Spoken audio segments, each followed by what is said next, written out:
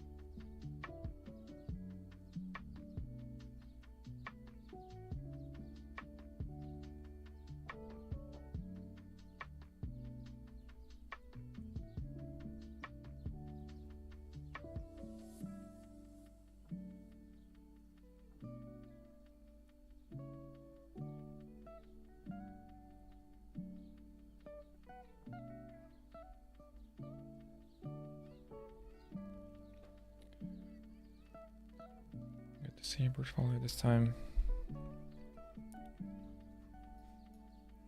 Yeah, I don't even want to talk about it.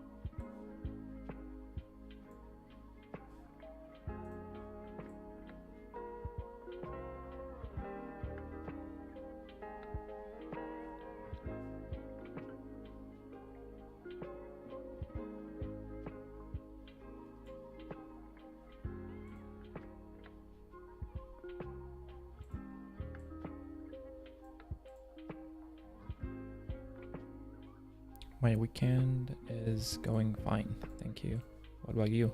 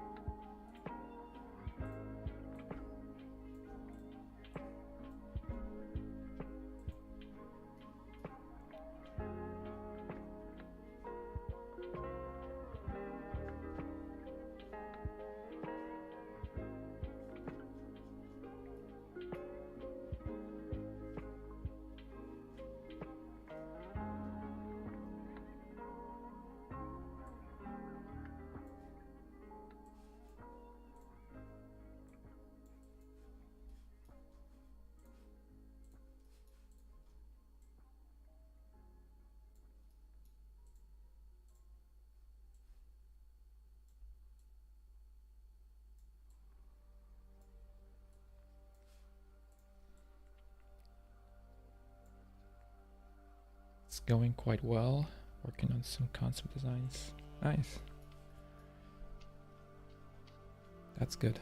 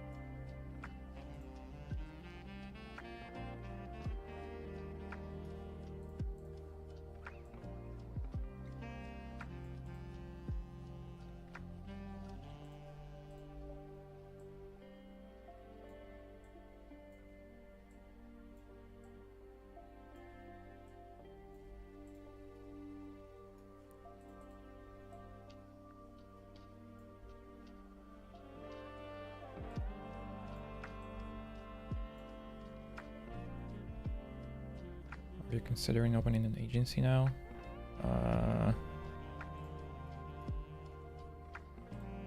I don't think I'm fit for that, honestly.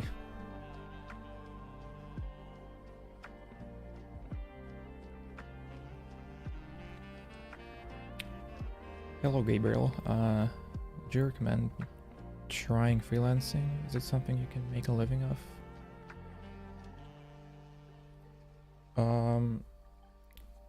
I'm not the best person to respond to this, but if you want to know, there are a handful of designers earning a ton of money just off of freelancing, so I guess that's profitable. I wouldn't know because I don't have any client projects as of now. I think it's a good way to just have like good projects and a stable income if you can manage to like find actual clients. I wouldn't know.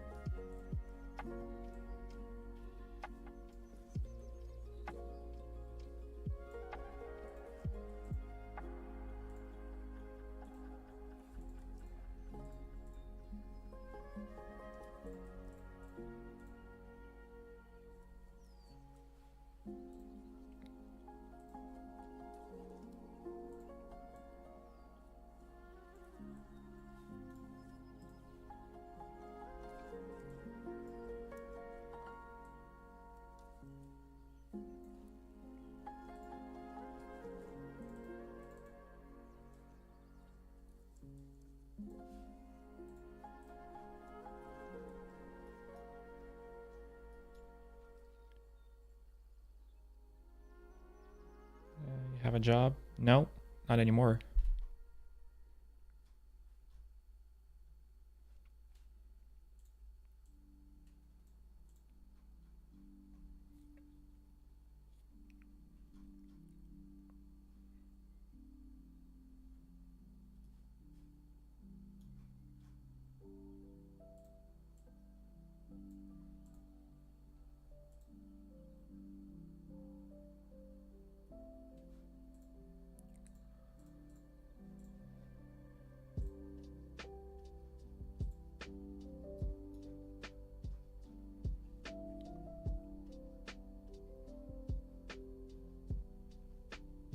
Hope you can find something real quick.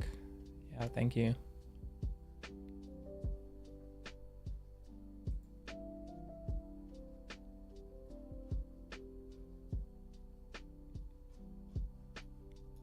I mean, it's been like that for my entire life. I am not complaining, really.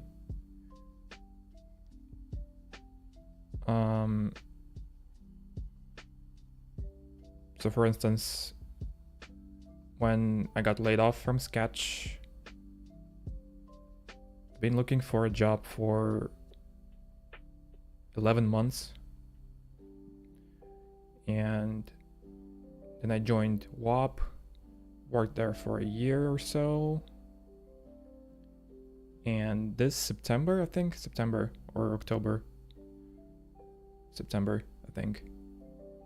Anyway, I quit. Sorry, I left WAP for several reasons.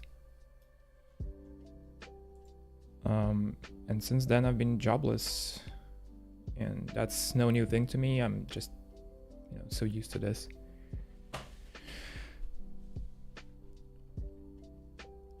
I'm just chilling.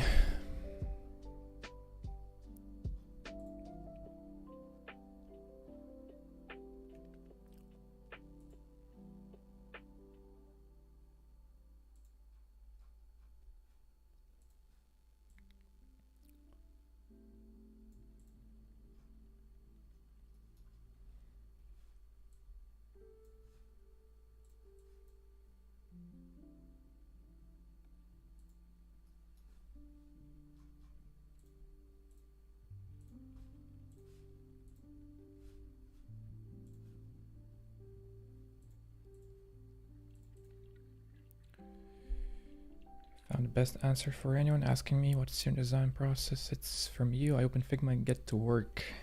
I mean, there really isn't anything to it than that. You just open Figma and start exploring, doing something, right?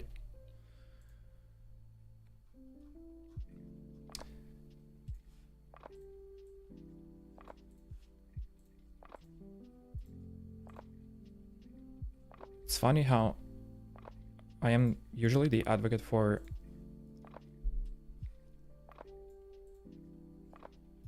not creating wireframes and stuff like that, but I'm so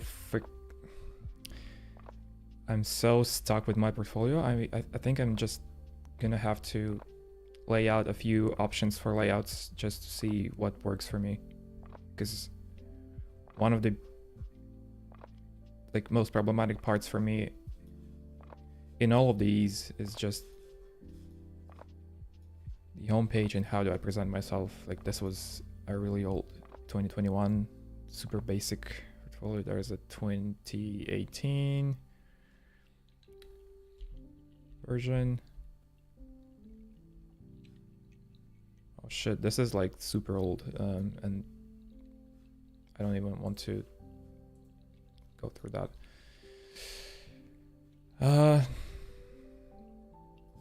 See, with each version there is something I like, and then after I look at it for a week, 2 weeks, I start hating it, and that's just how it goes for me. I have no clue how to properly present myself on the homepage. Like, do I start with a huge heading? Do I start with my work? Does the heading have to be super, on point? Describing what I do, or should it be just like a simple greeting, or I have no clue.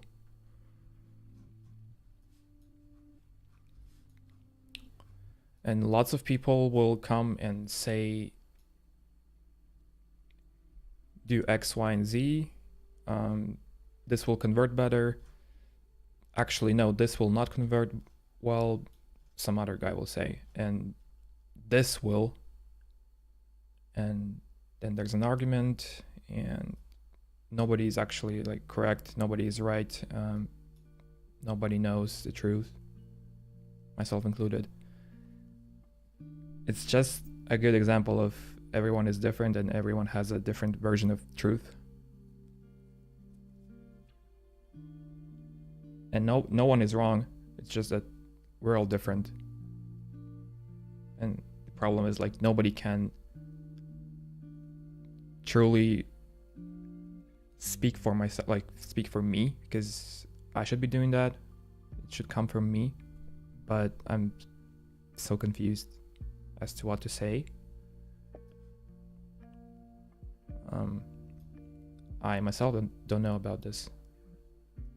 I myself don't know what to say on the homepage. So yeah, there's this conflict.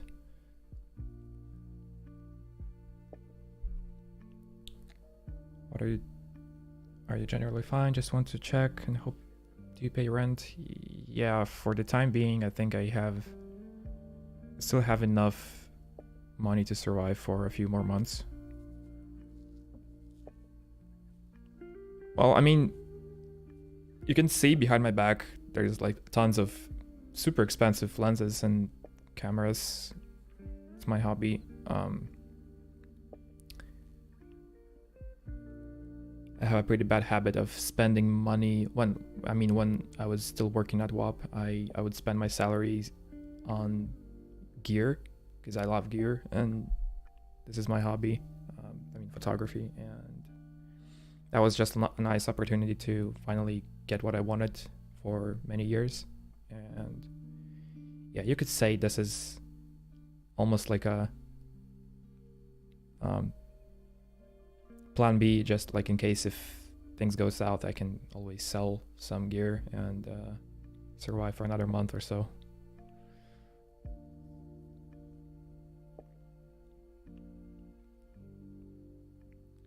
What do you want from my portfolio? Everyone has their own opinion on how to structure it.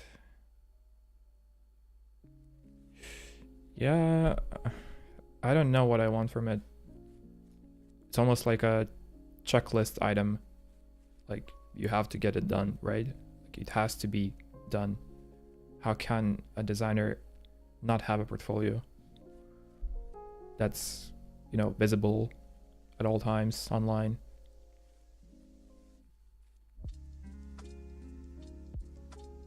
It's almost like a pressure of you need to do this.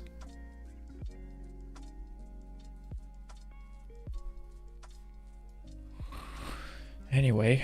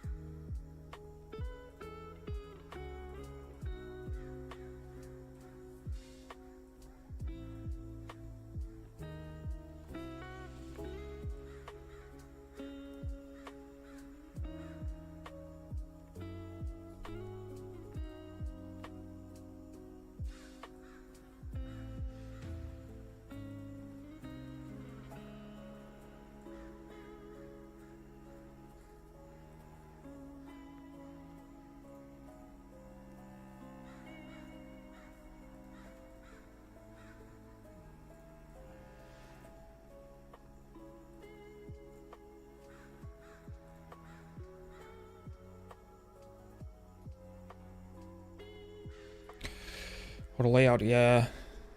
Fuck it.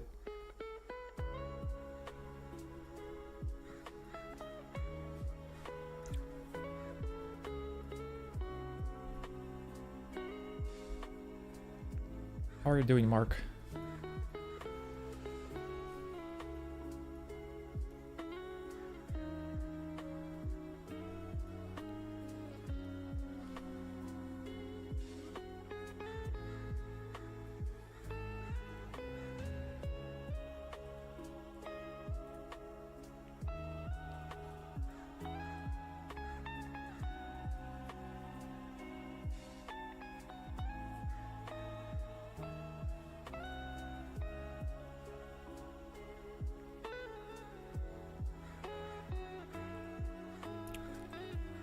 This might be slightly more.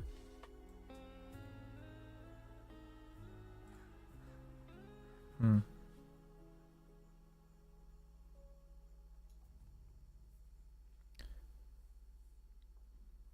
the beginning, I struggled to start designing my portfolio. I had a few options.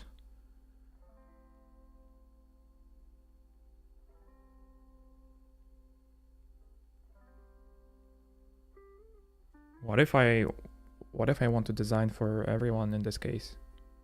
I have no clue if I want to do freelance, and I have no clue if I want to, you know, join a company. And then I also want to look at my own portfolio and just love it.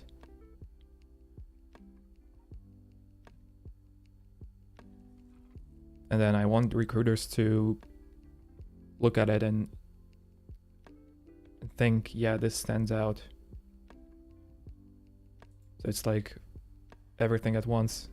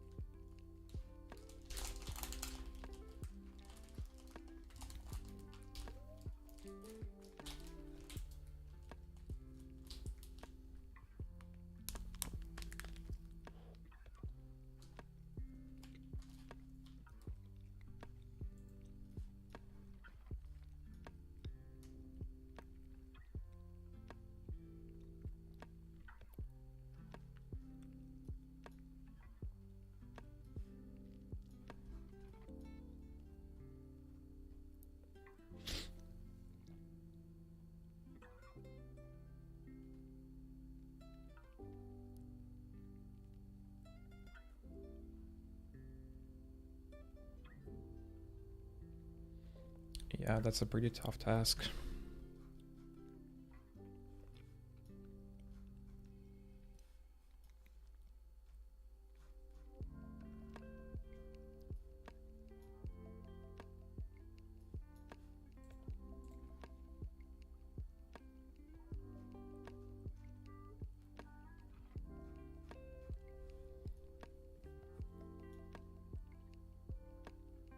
The thing I'm battling with is for months, even years at this point. I'm opening these files and in every screen there is a certain thing that I kind of like. You know, there's some combination of elements, colors, spacings, just different layouts that I find interesting. Like it's like a good start, right? But then it's never enough. It's not perfect. Something about it feels off. Like it's good, like something gives off a good vibe about it, but it's just something is wrong about it, and I feel that about every screen.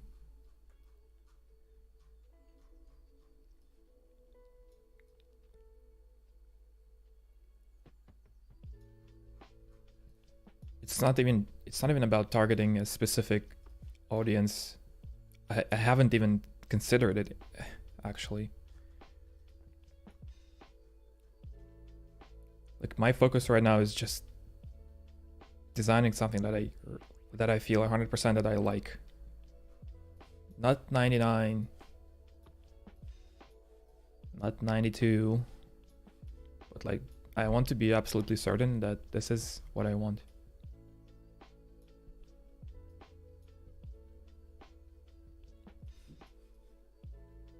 And like this is fine. Like, you know, I like big type. There's a splash of color over here for a call to action. That's perfect. Links are gray, so there's, I mean, except for this one, that is already not perfect because it has to be gray if everything else is gray when we're talking links. And this will bug me.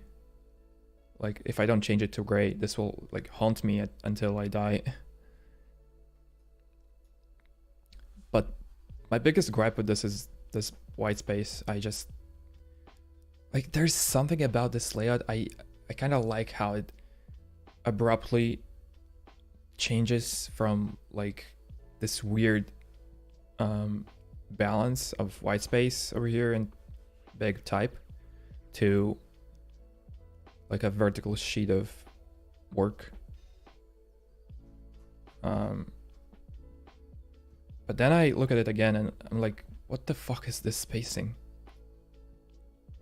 Like, how is this supposed to make sense? Why is this centered like that? And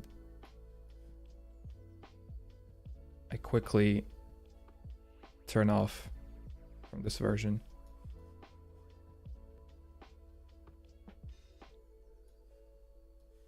And if I try to like put it on the left, doesn't work. It just it doesn't. Fucking auto layout, man.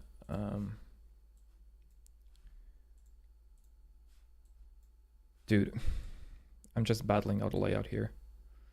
Like this is not good. This is just basic, super basic layout, uninteresting, very cramped on the left.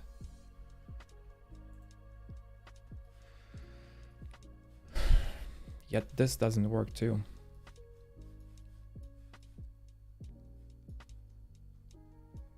This feels super boring. This, balance-wise, feels nice, but it's boring because there is nothing in here. There is no work. There is no splash of, I mean, except for this, there is nothing. Like if you open a page for the first time, and yeah, this is good. There is big type. You can read, obviously, like you can make sense of what is written over here. But ideally you want to have some continuation of this, some, you know, cliffhanger, something that, you know, you want to maybe scroll down a little bit. And I've tried options, maybe not here, maybe not in this file, but like I've tried options before where something was peeking out of this bottom part, so it's like naturally you kind of see, okay, there's something in there, you want to scroll. But it didn't work too.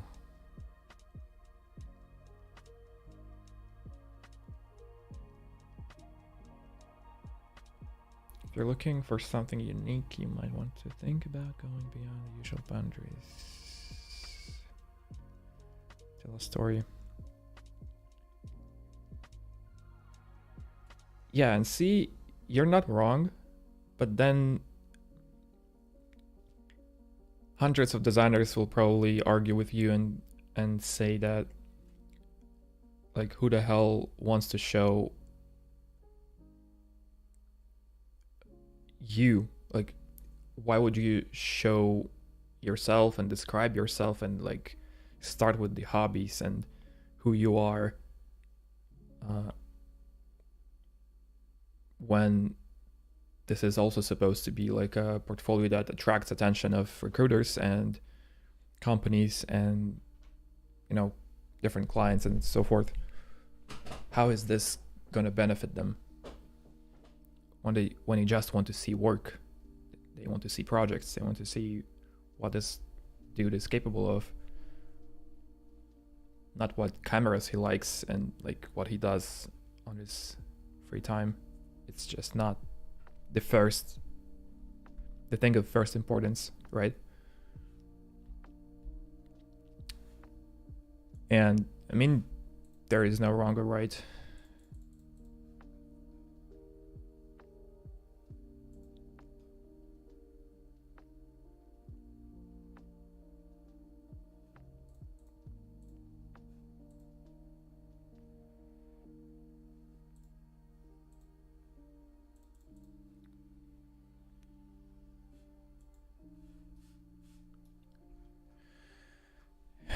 Yeah, and this feeling of, you know, I like this, but it's not enough, or it's not making sense.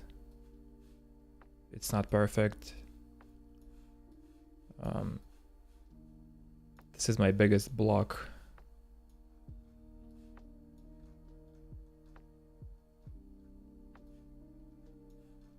Like, people love this exploration. People seem to enjoy these, you know, headers that would randomly,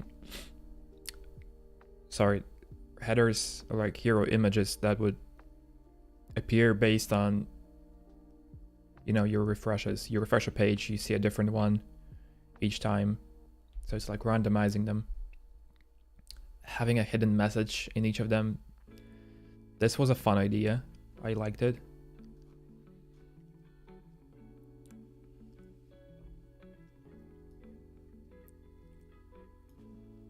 But how is this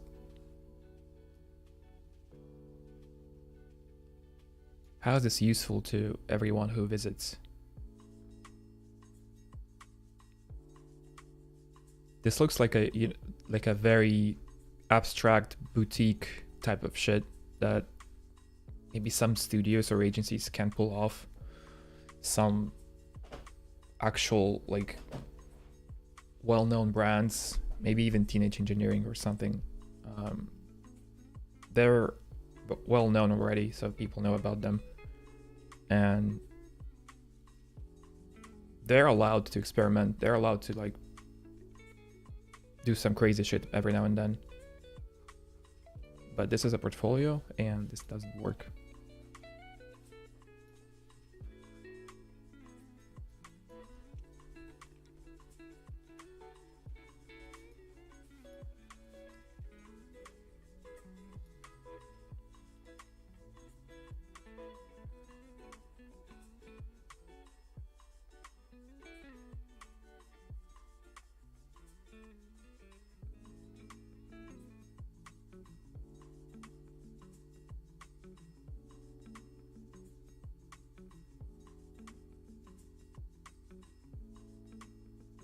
Oh, and another big thing and a layer that I haven't even considered yet because I haven't designed any is mobile. Any layout that I design has to be mobile friendly, or has to work on mobile pretty well.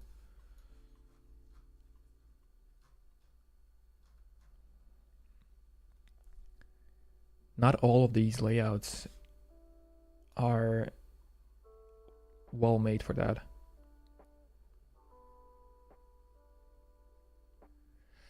When I was designing my portfolio, you were streaming, got some inspiration. That's cool. I'm glad you were able to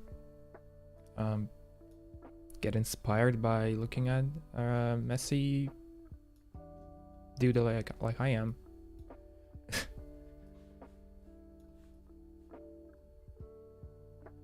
That's a surprise.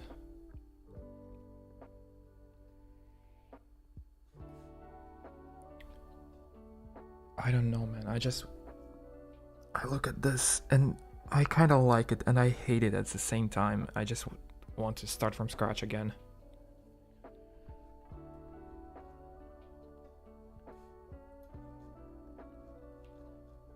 best header is this one, or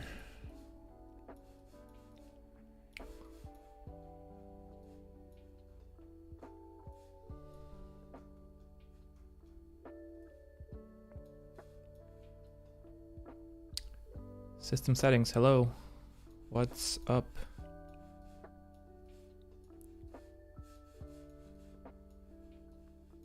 Love your content on Twitter, or X, sorry.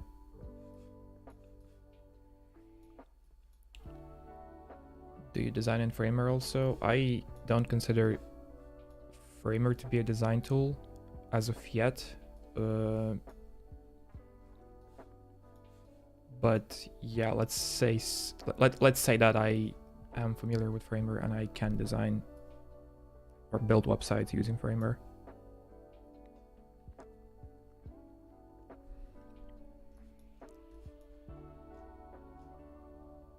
I don't know, man. It's just confusing.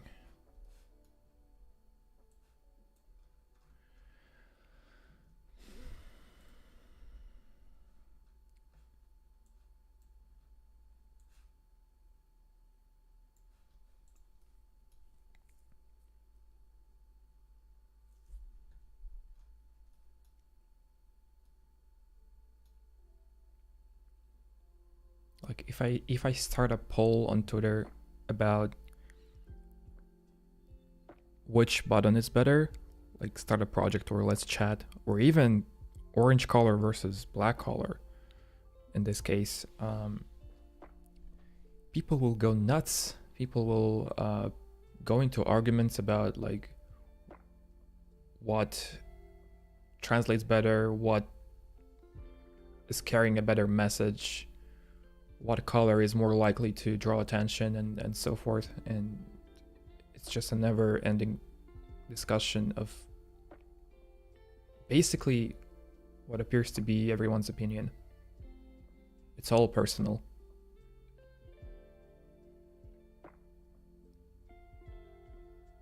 There is no point in doing that. Just go with whatever you like in this case. I think orange is a lovely color.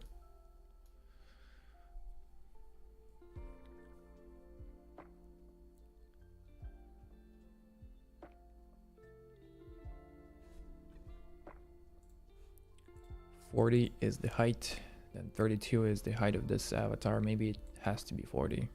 I'm just speaking out loud just to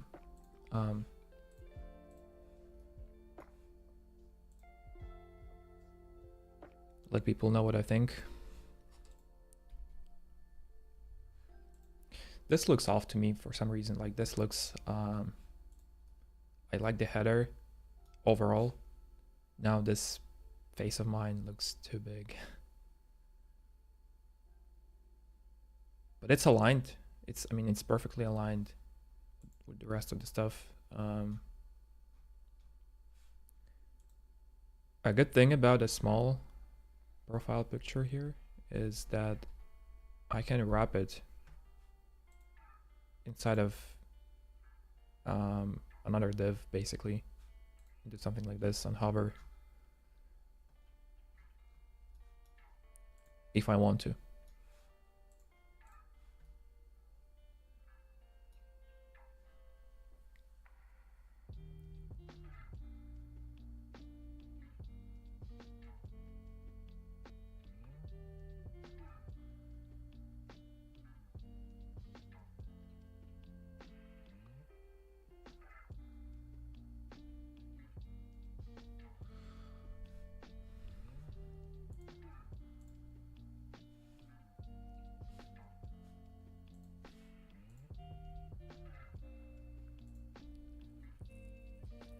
Hello, Harsh.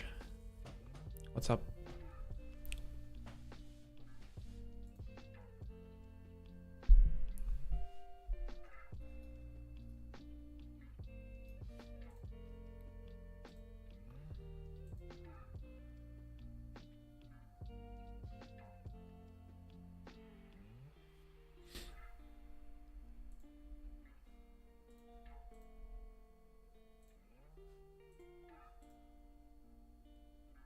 Love the work. Thank you.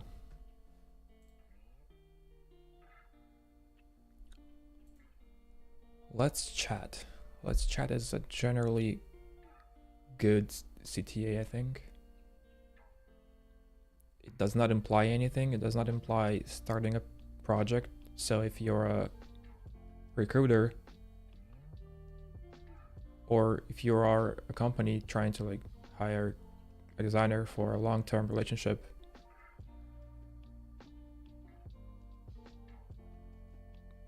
I think let's chat is just a better phrase. It's more generalized.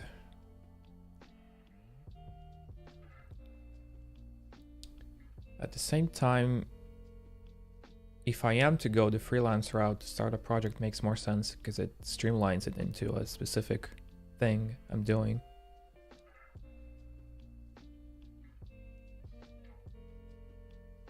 The problem is I don't even know what I want to do.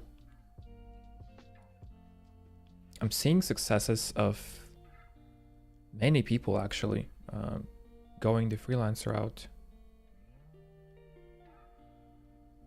I'm actually amazed at the amount of money people can make off of freelance.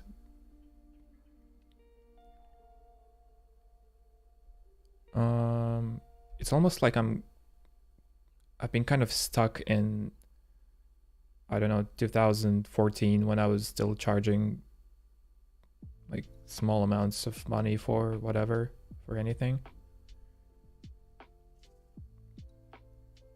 Like I still in my head there's still this, you know, perception that websites cost $2,000 max. Like you cannot charge more than that. It's just outrageous if you charge more. But the reality is people charge 50K, 100K, whatever. Even more than that, depending on the client too. So like if it's Nike, if it's, I don't know, if it's one of Google's projects and they're reaching out to you for design help, obviously you're not gonna charge them 2K, right? Like you want to charge more. That's obvious, but to me it's still something out of this planet. It's just impossible for me. I cannot imagine these numbers. No clue how people charge this much, but they are able to, and they are doing this constantly, and I'm like, holy shit, I'm living under the rock.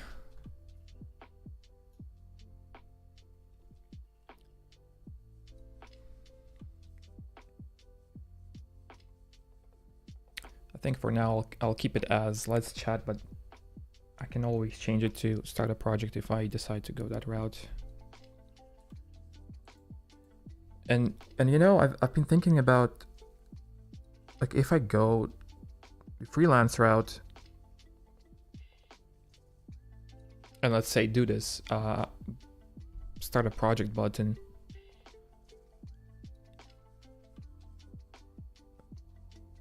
I could do something like, you know, there are websites that do the same thing. You click start a project, you see a modal, a pop-up window appear sometimes, not always. Actually, I'm not a big fan of that. I like when you click a CTA and it leads you straight to the thing. So in this case, an email, mail to action. But let's say it opens a modal, and in that modal, you see budget. I've seen this sometimes, and I think people do that for one reason, and it's just to establish like a good floor, to let people know, to let clients know that this is where I'm gonna start taking projects. So it has to be like minimum $20,000 for a project. And now you know just how much money you need in order to hire this person. This can turn off many clients, yes, but this also establishes a good understanding of this person's range, what he's asking for. I don't know if it's more limiting than not, but I've seen this happening. Maybe that's a good route too. Like if I want to start making more money. I don't know. I'm so bad at everything that involves money and like just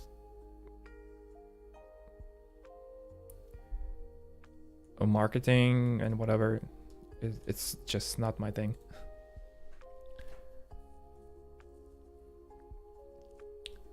What are some of your favorite designers? There's lots of designers that I like.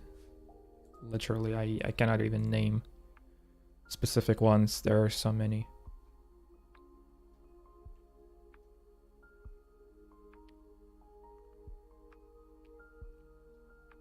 You can literally go through my entire following list on Twitter. There's like almost 900 people in the list. Some of them are photographers, most of them are Japanese too. But beyond that, there are lots of really good designers. Maybe they do it to filter out low-paying clients. Yeah, that too. I mean, that makes sense.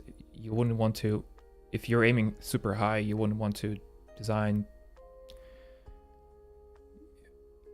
I don't know, a landing page for $2,000 for some third country people who obviously for economy reasons they don't have enough money to afford such a designer, but they still want to, you know, have a good page.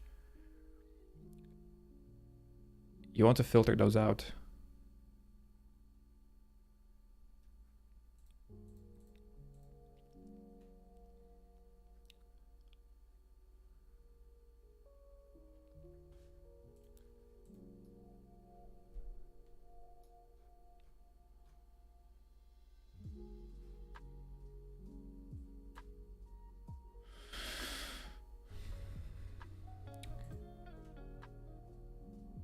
What I put in the header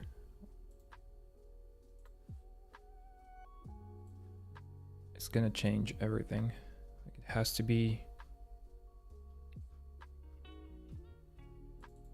super on point. It has to attract the attention of pretty much everyone. It has to describe what I'm doing.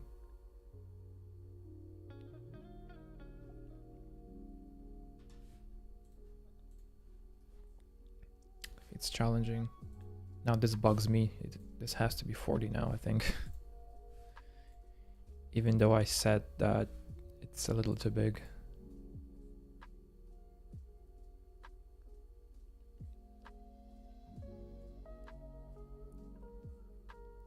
I know you're trying to be different than you, but how about trusting the good old show your work and hint scroll?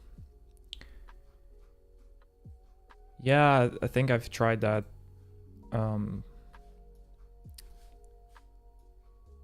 In several other explorations. I have to find that. Basically, yeah, even this you can consider to be something like that, where you just briefly explain who you are, what you're doing, and then at the bottom, even before the viewport, like the viewport is pretty limited depending on the screen size. But let's say if it's a typical MacBook screen, and I think most recruiters and companies who are hiring, they're probably going to use a laptop. You want enough content at the bottom to be peaking to grab your attention. This was one of the explorations. I didn't like the positioning of this, and even the layout of work projects here, it's also not perfect. I'm not even sure if I like this, you know, little info on the left, a preview on the right.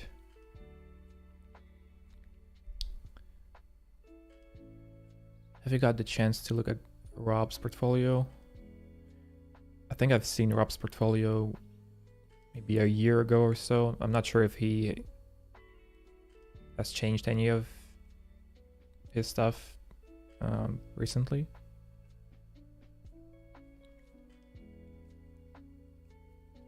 Do you follow designers on X because you like the work?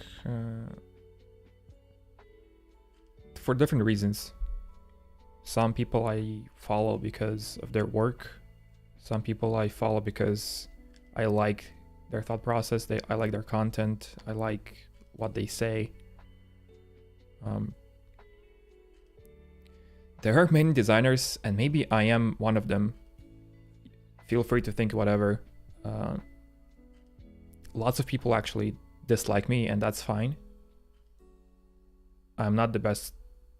I'm not an angel, right? So I have my flaws.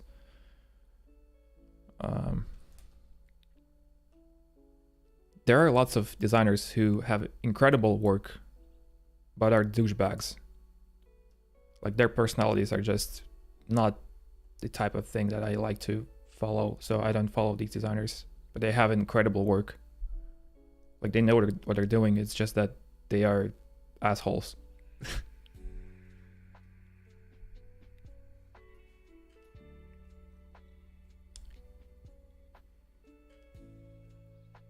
Yeah. 750 to 800. Why did you stop exploring the knobs? Because it doesn't really do anything. It's fine, it's beautiful, but it doesn't speak to anyone. Like, what is this guy's work? What is he doing? It's just nice abstract illustration stuff that really doesn't have any value.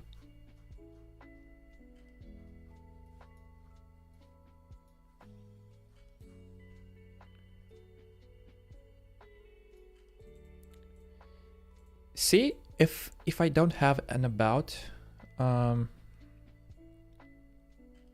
just for exploration purposes, I'm gonna, let's imagine that this is a like fucking scale tool. Let's imagine that this is aligned perfectly with the navigation, right? Like approximately, right? This looks nice. This looks balanced. This looks on point. But there is no description.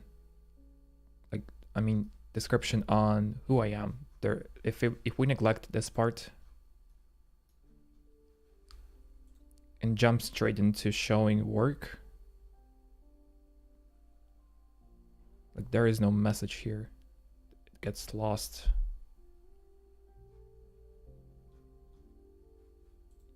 But I like how clean this is.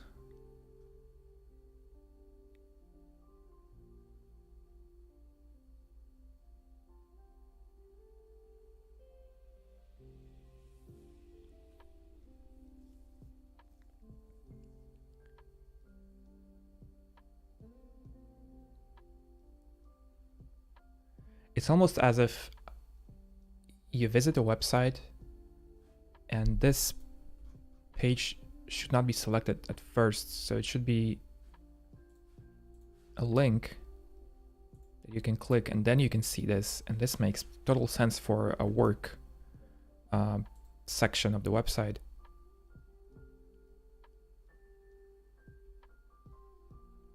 But then you are kind of separating work from, like, what do you want to show on the homepage then, if not work?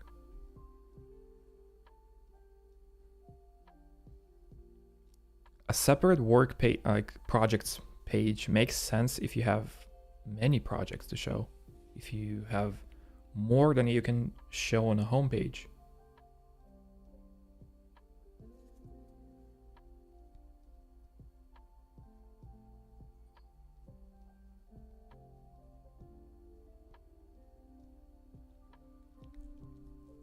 The goal here is to show 4, even 3 maybe, like 3 to 4 projects is enough to show the point. And maybe some smaller, you know, exploration stuff. I figured I would have something like a playground section of the website where I put, you know, visual explorations, stuff like this that I've been working on for fun, just as a proof of concept, maybe some little pieces of work that don't deserve their own projects. You know, icons. I wouldn't want to like have a dedicated page to show just icons. It's a little too generous. But everything else, like, you know, some pieces of work here and there, showcasing how I treat highlights.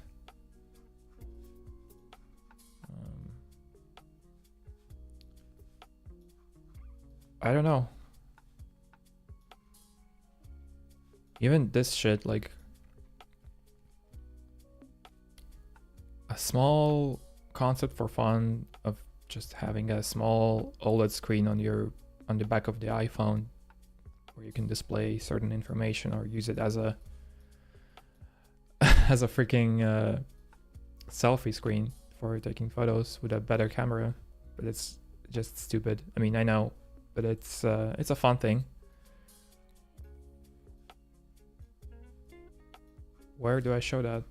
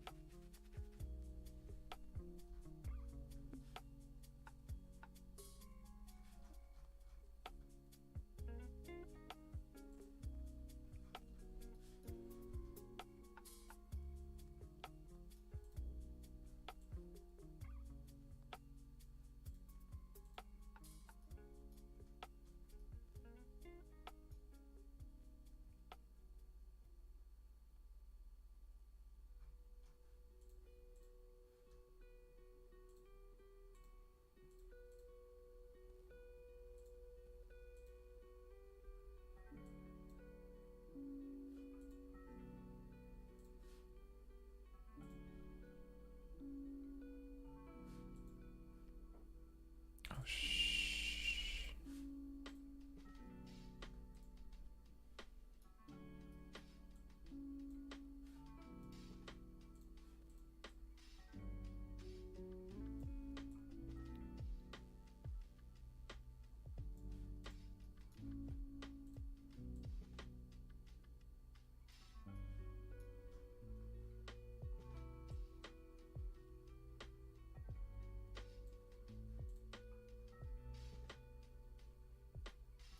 like this doesn't look good. If you imagine this to be a viewport.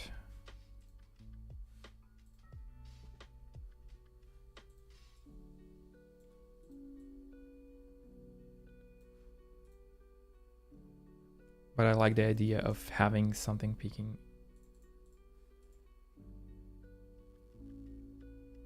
at the bottom.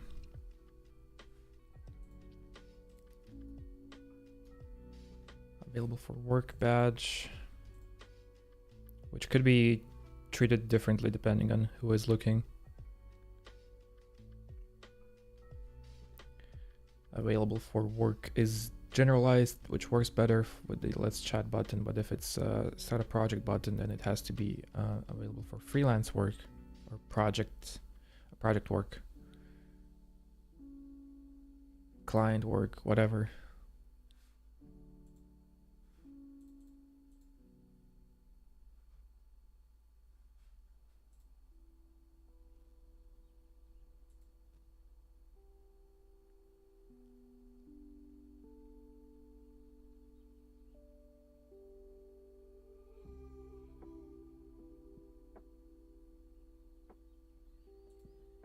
Then there's this layer of, I like adding stuff that is unnecessary, maybe.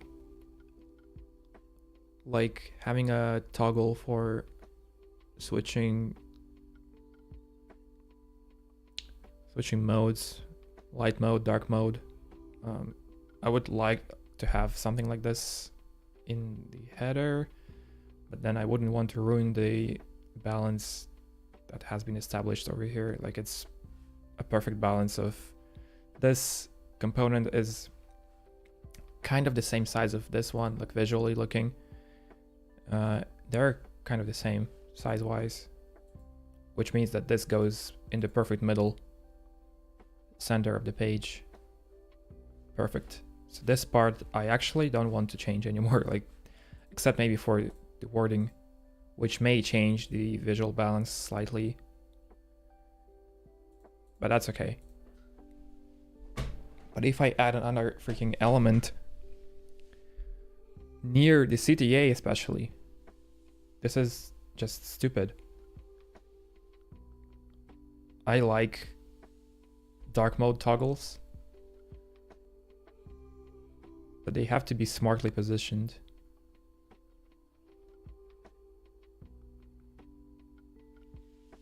Have you tried just designing, not thinking? I've seen you do countless iterations on X, but I think what could help you wrap this up is just doing designing and coded.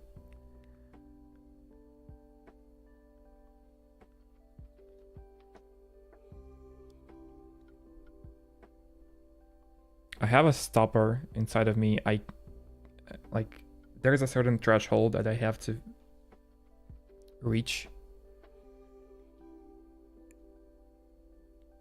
I cannot just publish a messy website, right? I cannot publish this like in the same layout, like in the same messy form, just, you know, randomly placing stuff just like in Figma. It's not gonna work. I need a layout. I need a logic.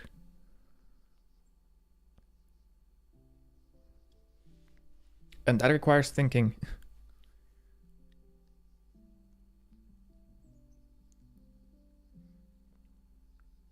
You're thinking a lot about each decision and visual balance and stuff. Yes.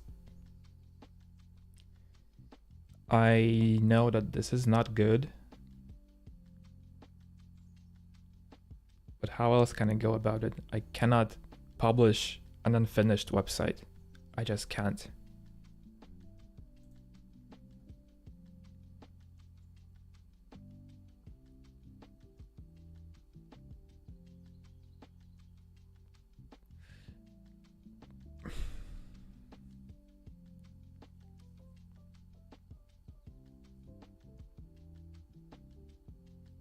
Without 1,000 questions.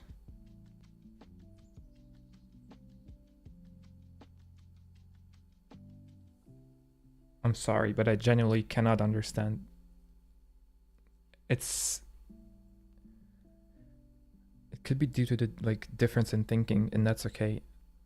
People are so different. But I cannot get into your head. Maybe the same way maybe you cannot get into my head. You're saying good things. I get it. I just cannot do that.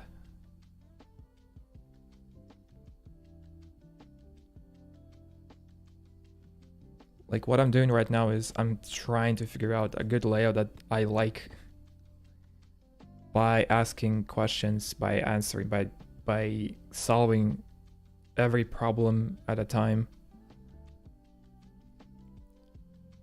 Many times solving one problem can create another one. Yes, that's part of the process, but if I don't do that, I just cannot build a good layout that I like.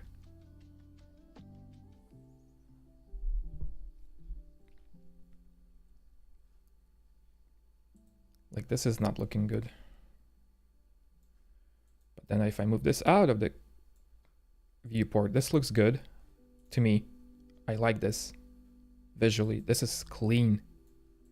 But I don't like how there is no continuation here, right?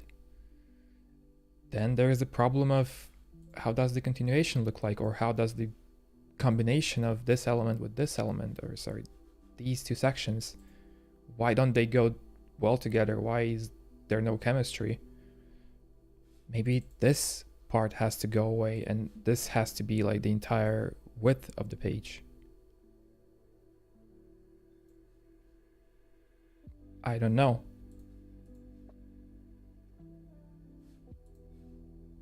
Literally no idea.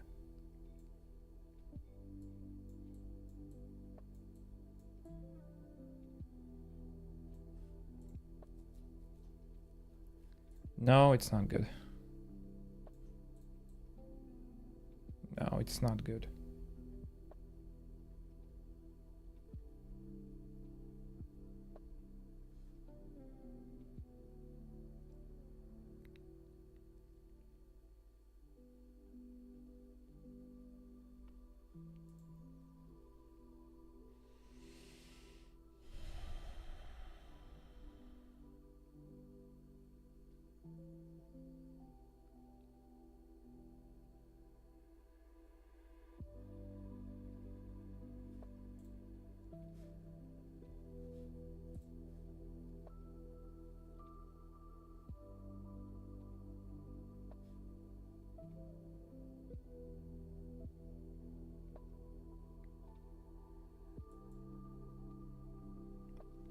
How about putting it into a mockup?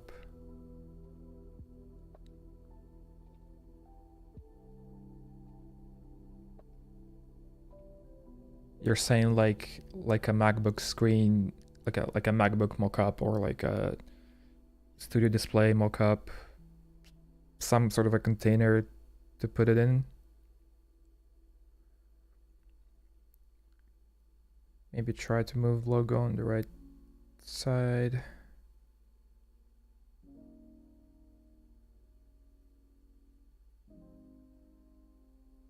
Screen on the left. I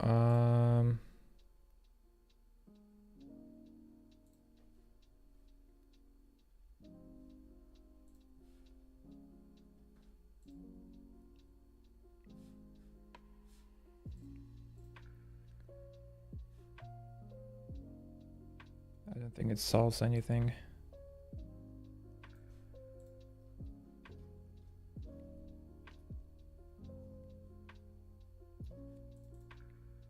If I imagine this to just appear into the existence and not be visible at first, but still have this part peeking out, and this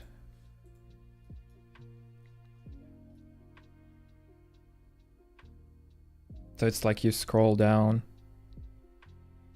and the WAP section on the right with the logo and view case study button appears, like fades in as you scroll. Could be a solution. I still don't like it.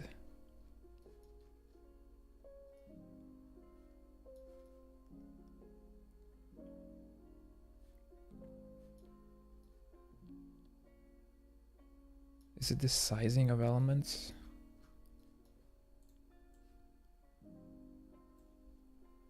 Wish you luck with this. Thank you, Adam. Thank you.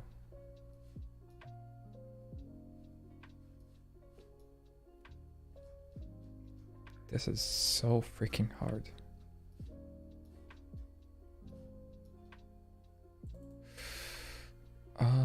Let's try a smaller text section maybe. Or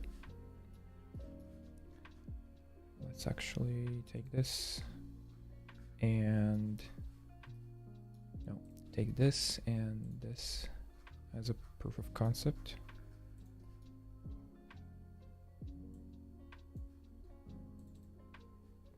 Try out different.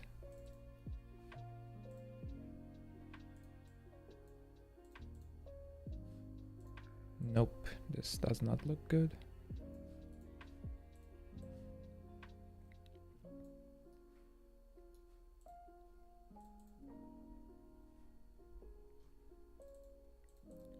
What about this?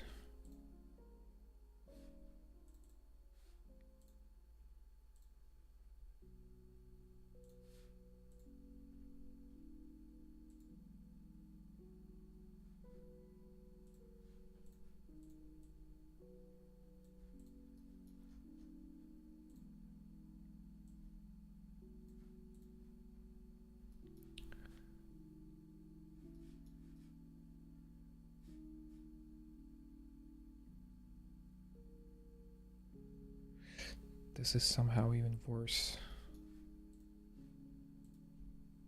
No.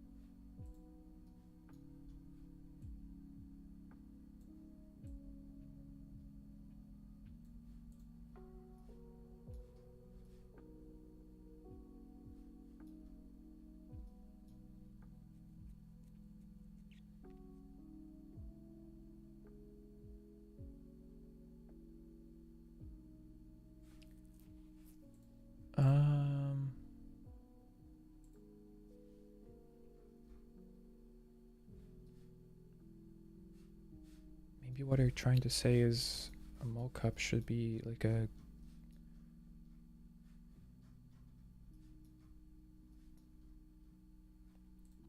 some sort of a thing container.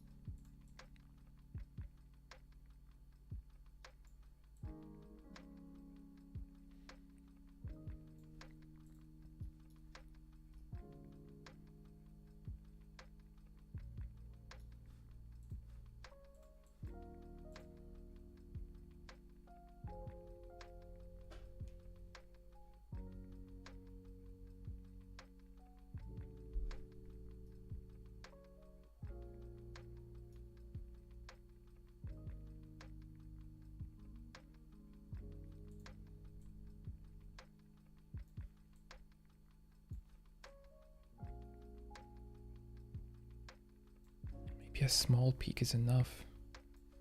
Doesn't have to be like this big, but just enough to let you see.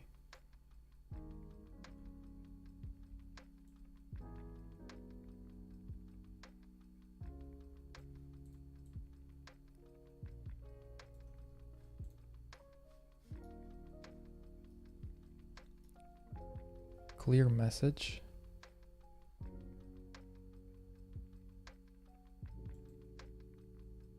And a preview that peaks from the bottom, that scales well to mobile.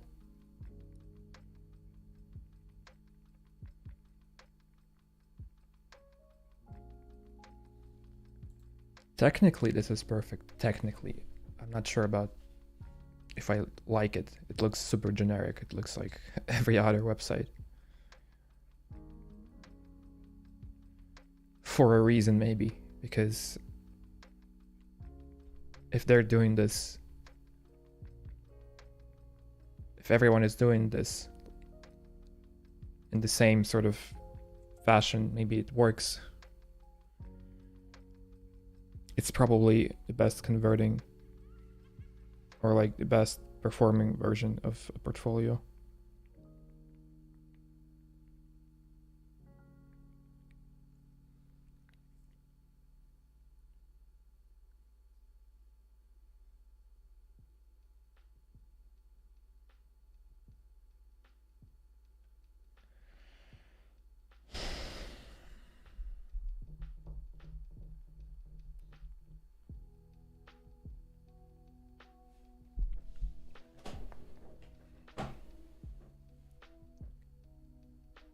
the only color in there. Yeah, this is why I also made the button black, just to not distract you from a big blob of color at the bottom.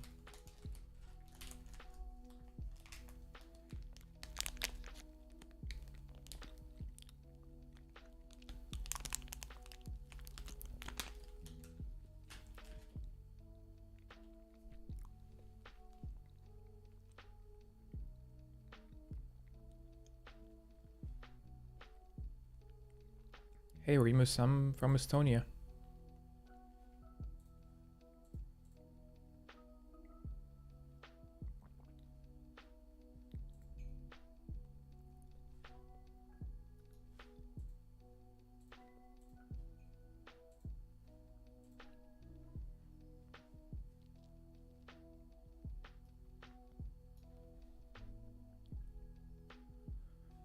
I mean, yes, this works. Yeah, this is so boring though. I mean,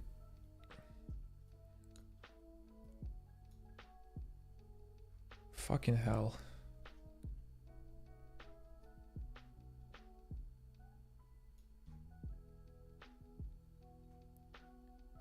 I think this is where a lot of people, especially knowing my situation, would just come in and say,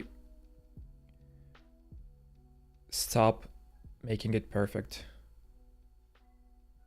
Make it work.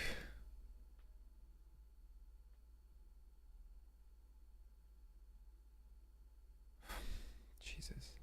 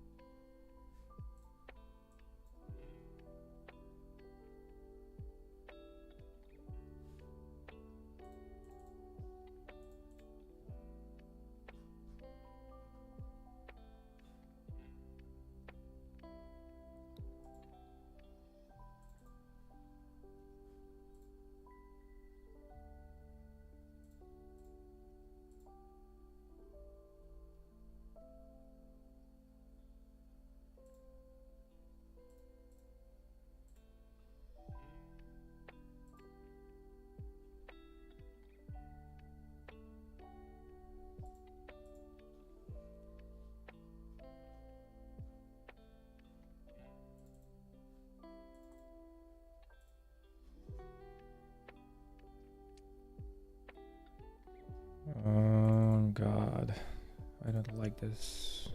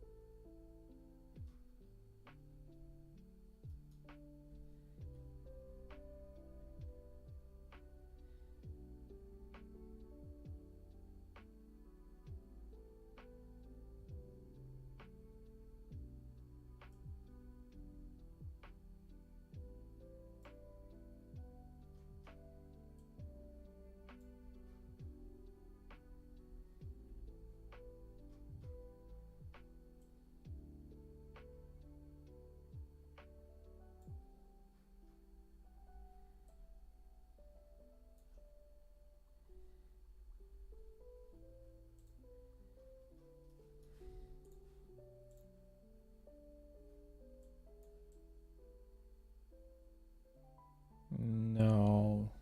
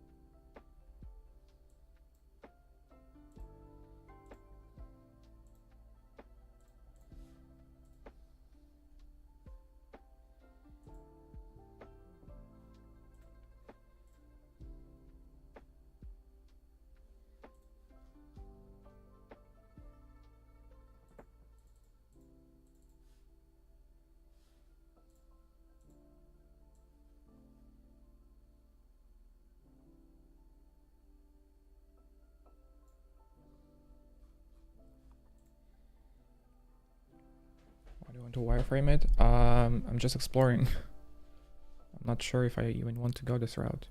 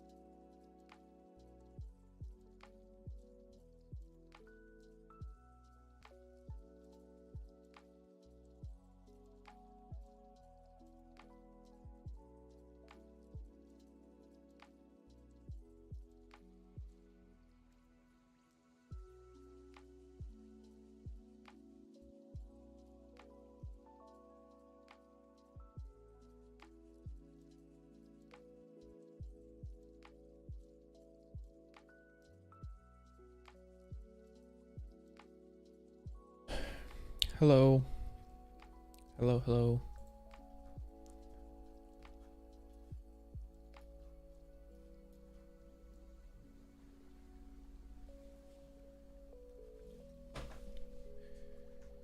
I don't know. I don't know what to do.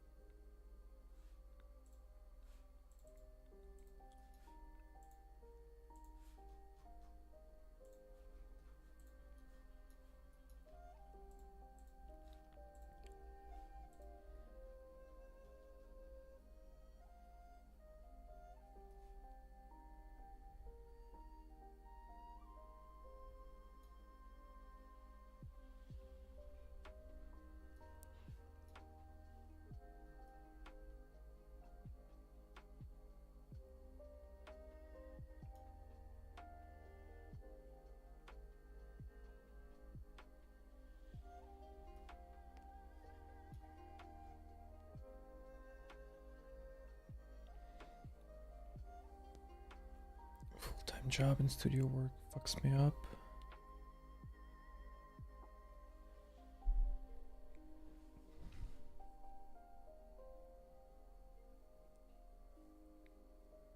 Yeah. I'm pretty sure my live streams that happen every 6 months or so are super entertaining. Especially ones where I cannot figure out what to do. My website. I mean, if it entertains you guys, I'm happy.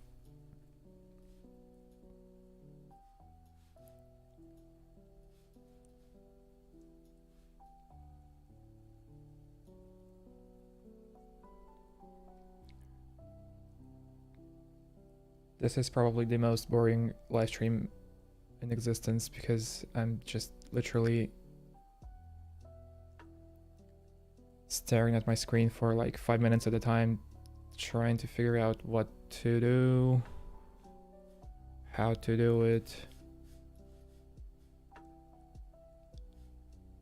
So much fun.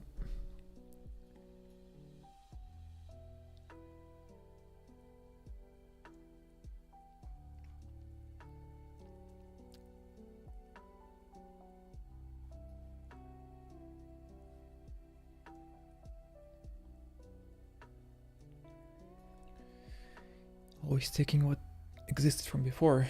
Yeah, technically you're correct. All of my portfolios, Jesus, this is from 2015. It hasn't loaded. 2015. That's a very fancy me.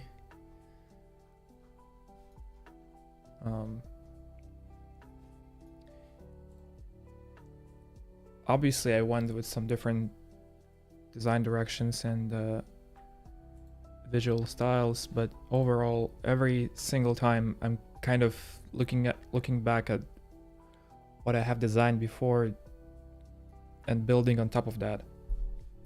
So it's like a continuous process of improving, but it's never something fully, you know, from scratch.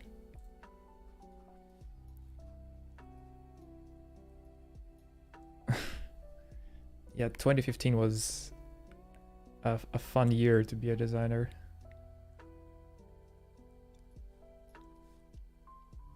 This version is probably the closest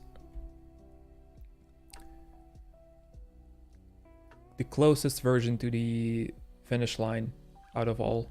I think this was like getting there.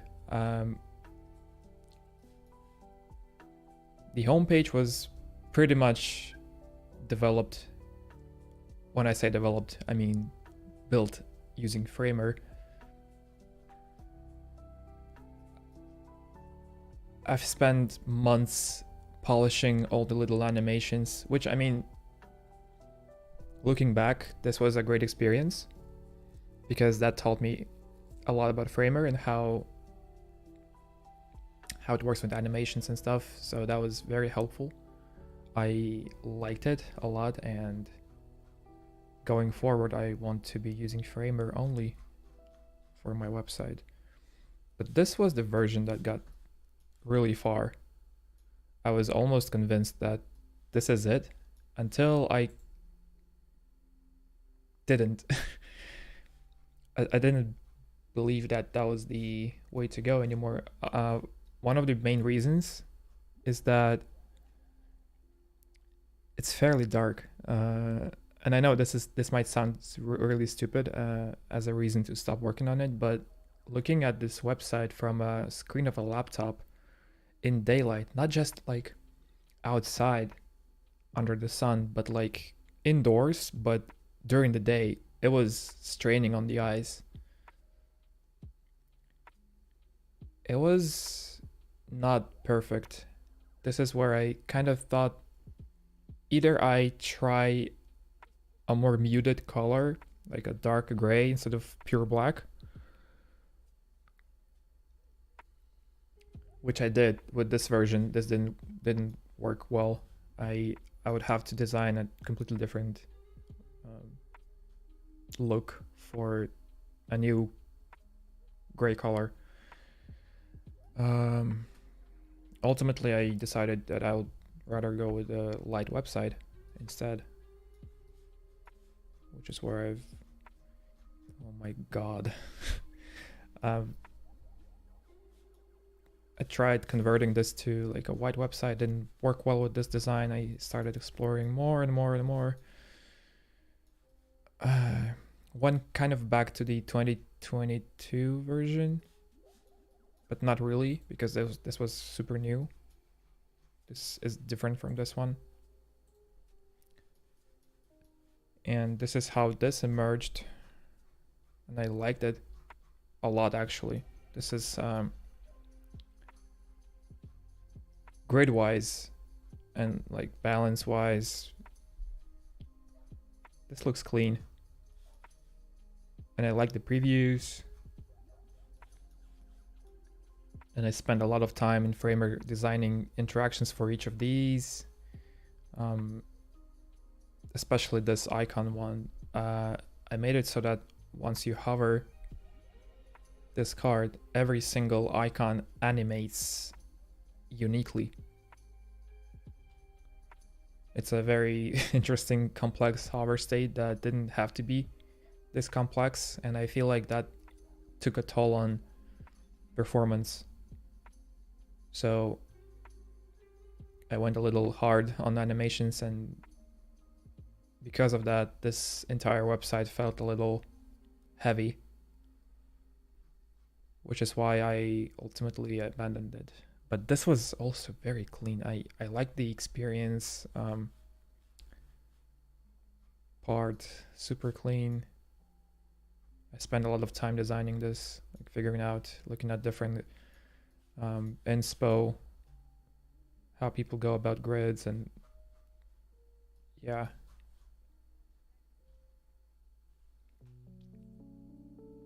Which is why I always, when I look at my past work, I get this bittersweet feeling that it wasn't bad.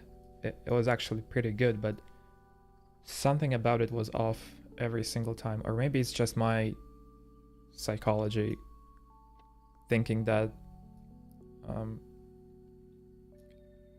there is always something wrong about it, while there isn't a problem.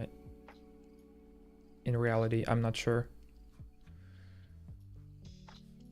Anyway, this has been a fun journey. The problem remains though, the website isn't live.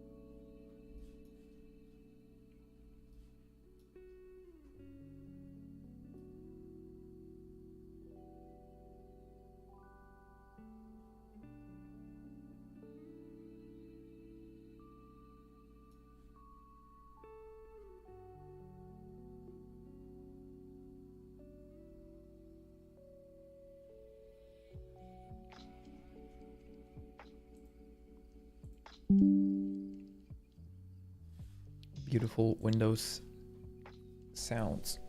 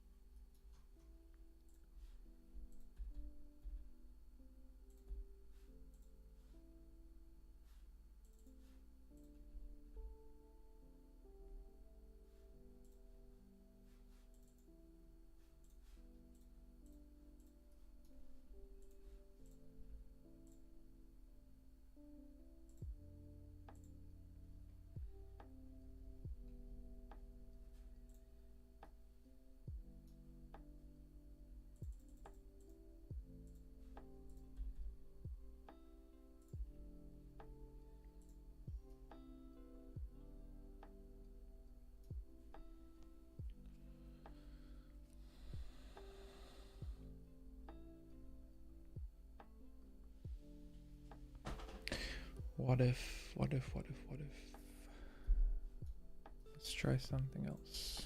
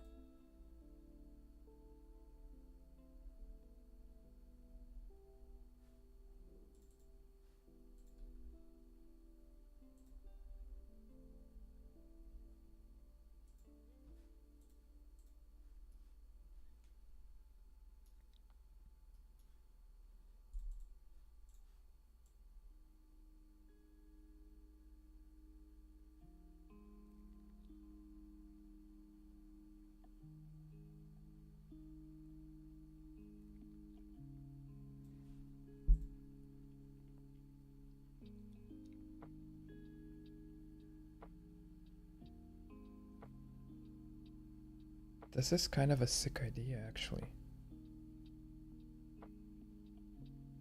It's super basic, but at the same time, what if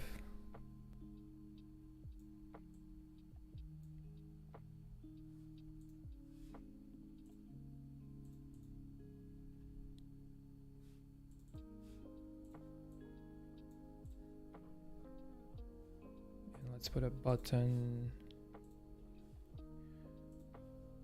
in here.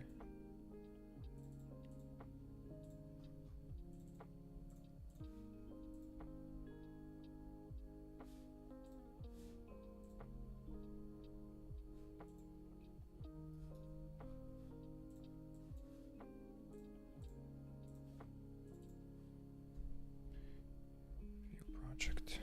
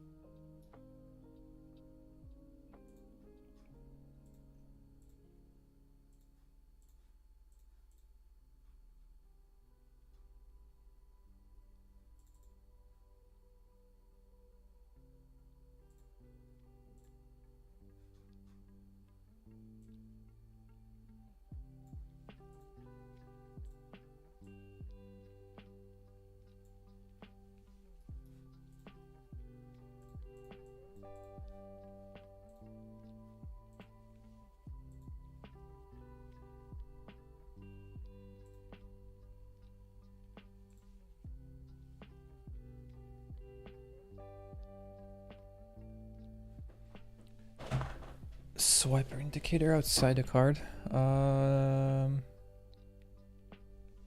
Yeah, let's try that too.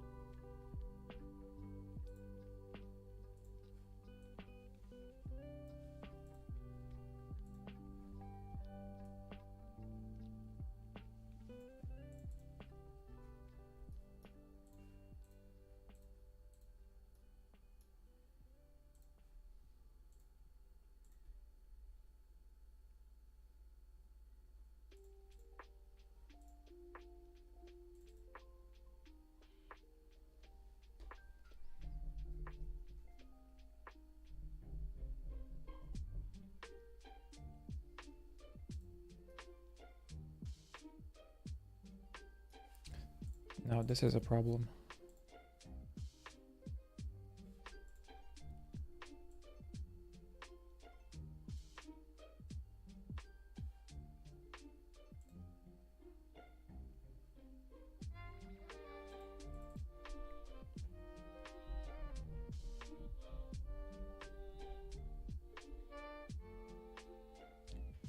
I hate it so much when I'm zoomed all the way in and I create a perfect shadow and I zoom out and it looks off. Yeah, relatable.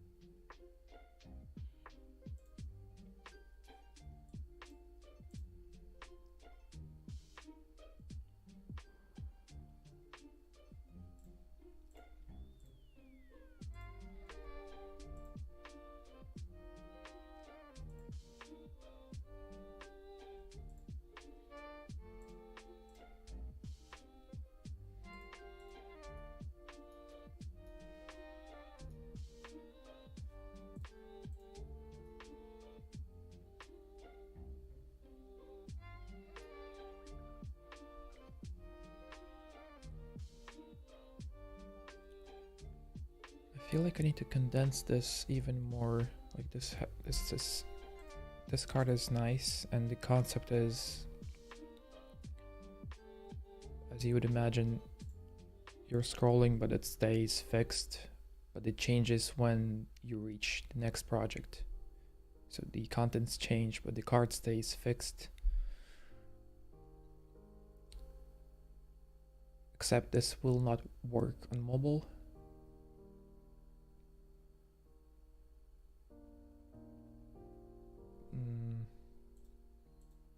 The taller this card is, the taller I have to get this section in the viewport, which leaves no space for this and creates a disbalance, and it's just looking a little bit too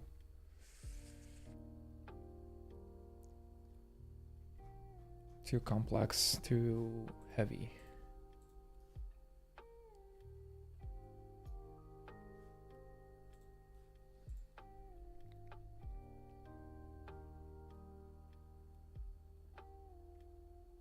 And I will have to create a system of sizes for fonts.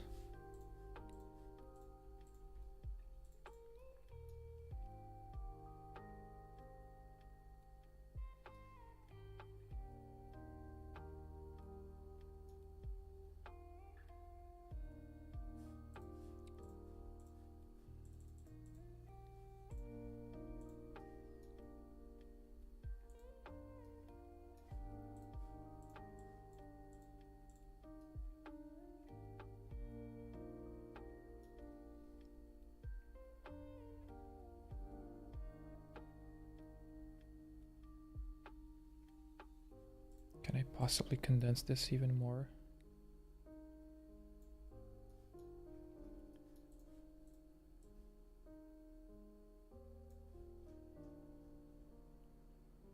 What if I remove this part entirely? Give this part 3 lines, which already makes it smaller. And then put something like a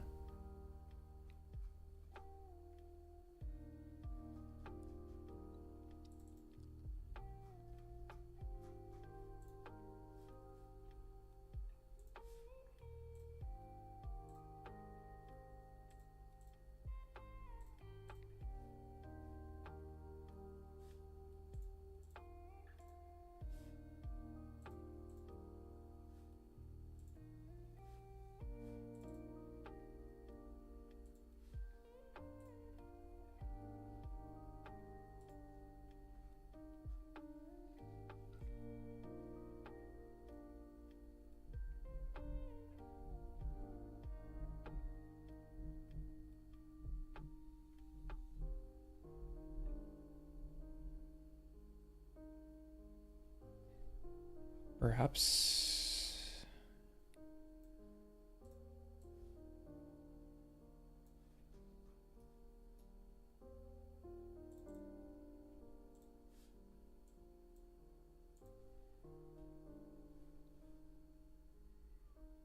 24.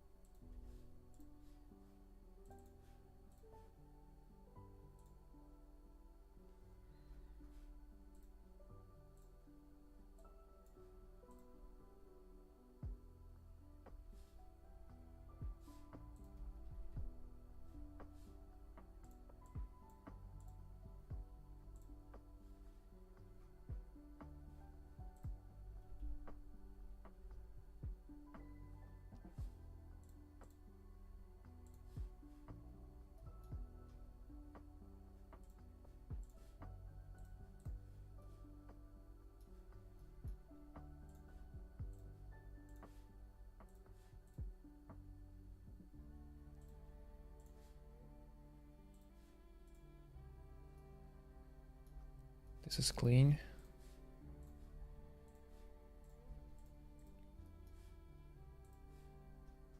Kind of.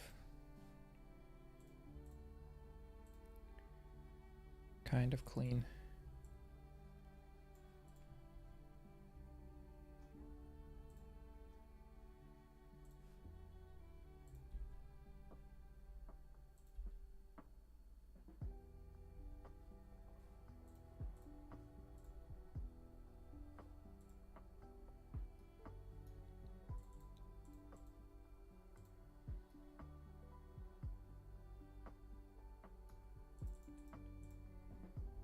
Two, 24.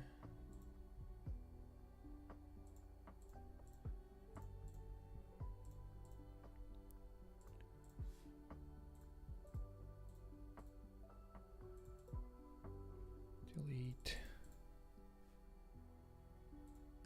Fill. Condense.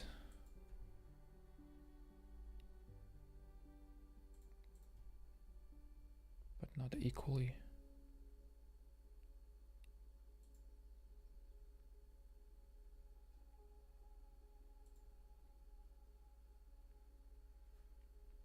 Fix the sizings.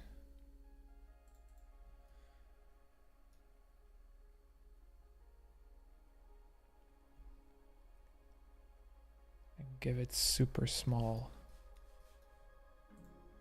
indicators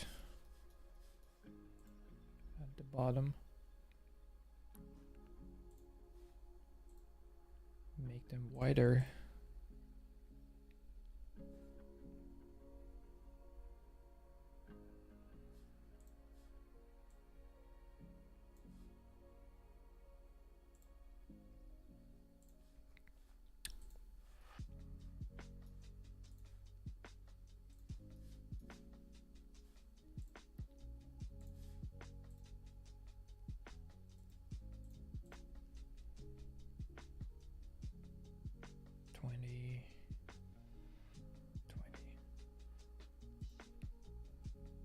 By 6.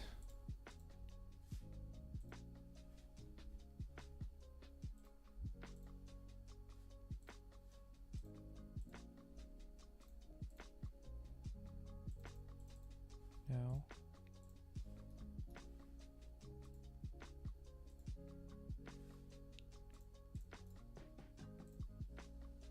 this.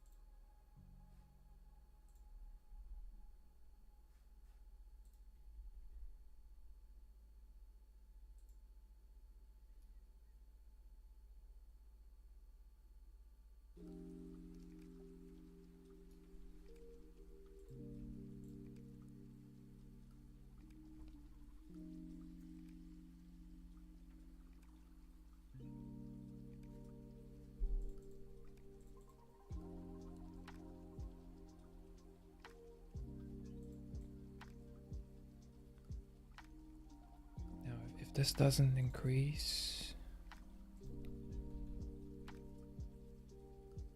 24.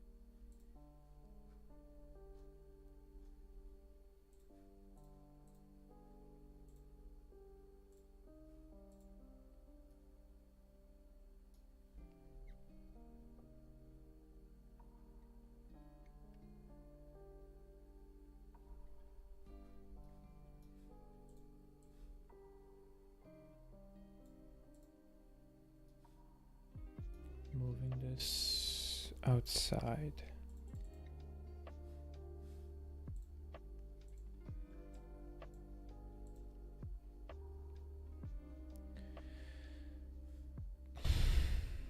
Of course.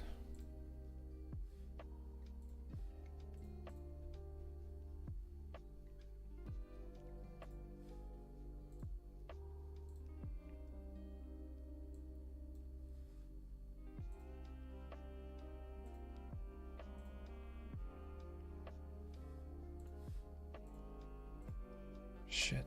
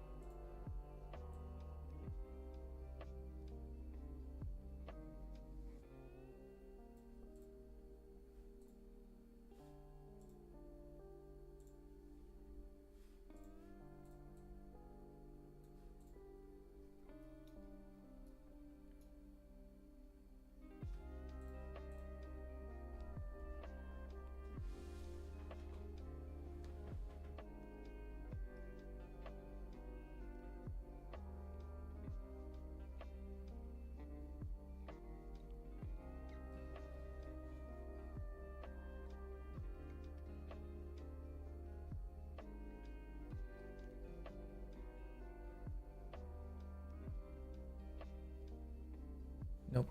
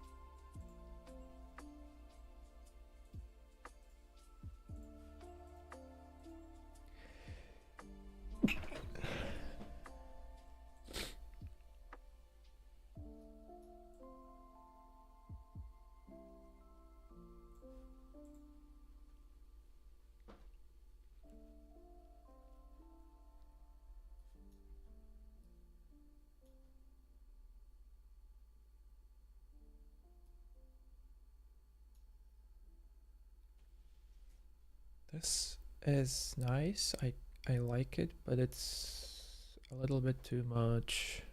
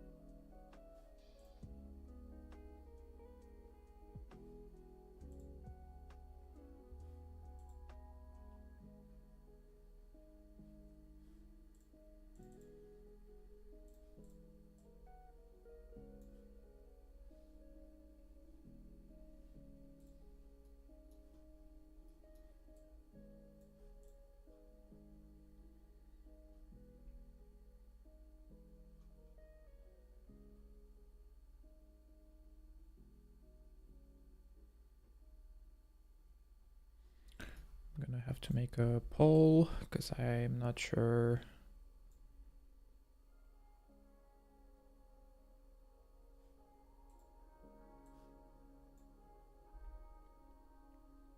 Let's make a poll.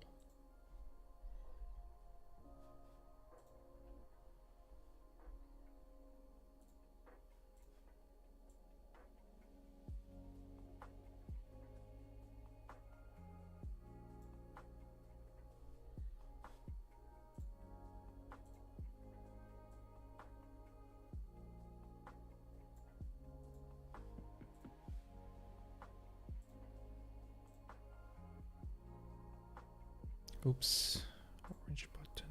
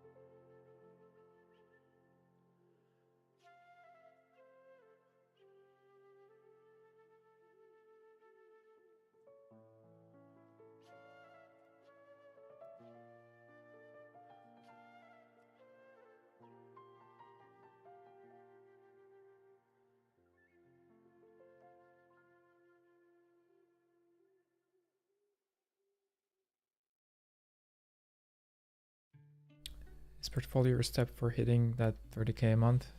I don't think I can hit any numbers that are bigger than 10K a month, probably. It's just not possible.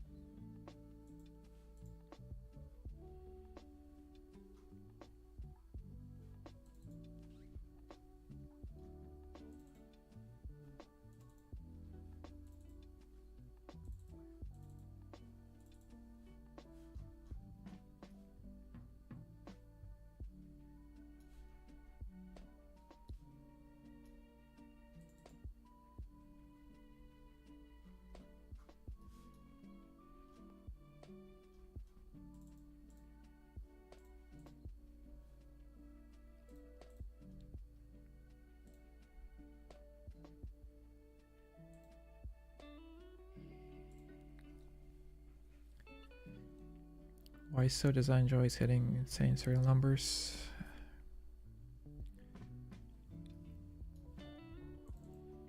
This guy is an exception, I think.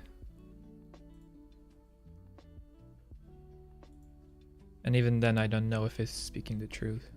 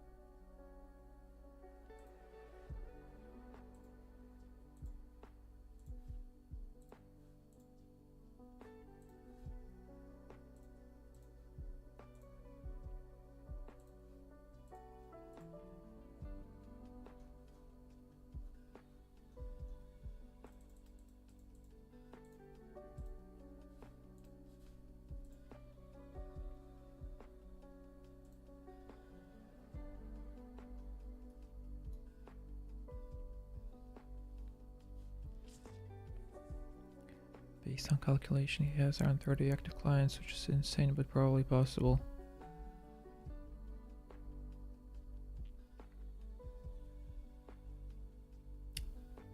Depending on if he's working on these projects alone or not, which I'm guessing he's not, because these numbers are insane and one person cannot do that just physically.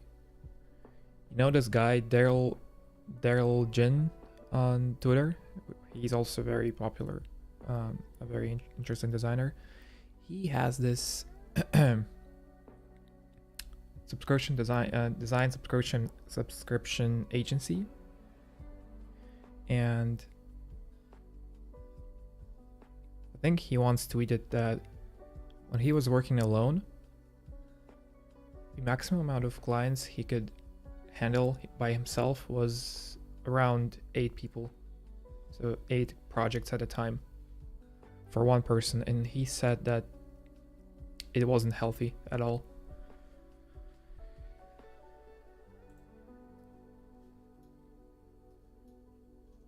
So Daryl Jin, I'm not sure if I'm butchering his name or not.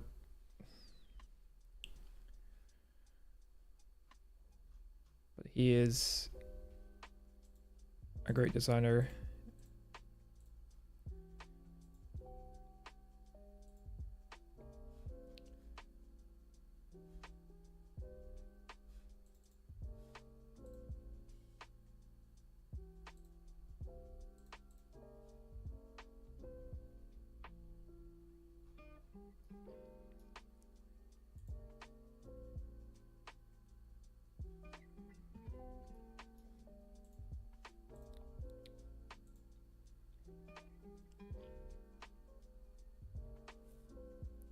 Love the mix between skeletons and actual copy. Oh, I'm probably gonna get rid of all text layers and replace them with blobs.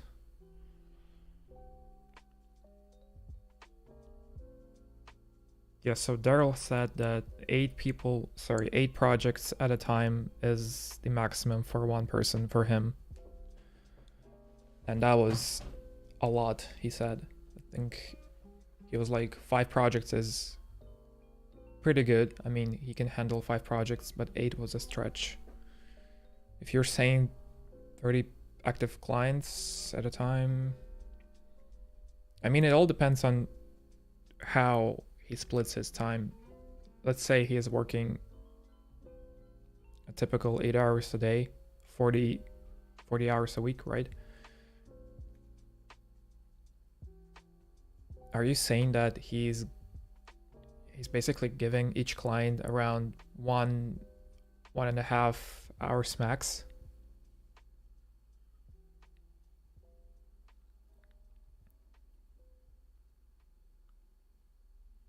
I don't know.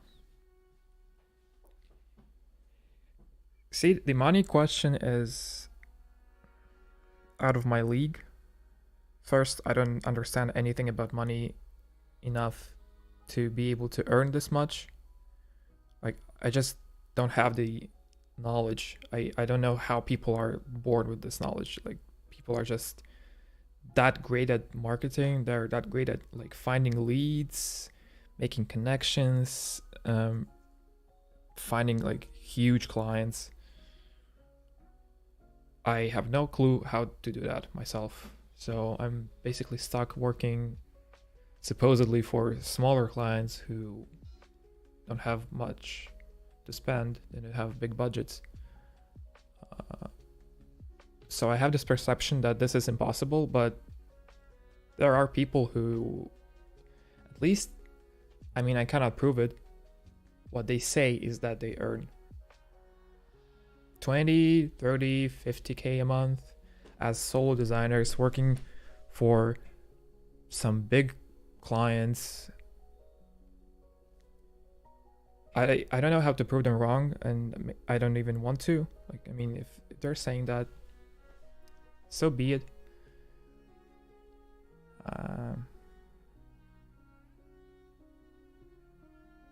It's all a very distant fog to me. I don't know how to do that.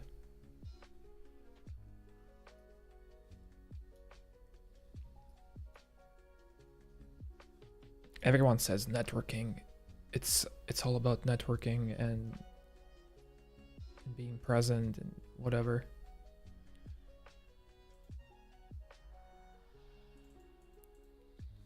Honestly, I'm not even sure who to believe anymore, because you can say anything on the internet.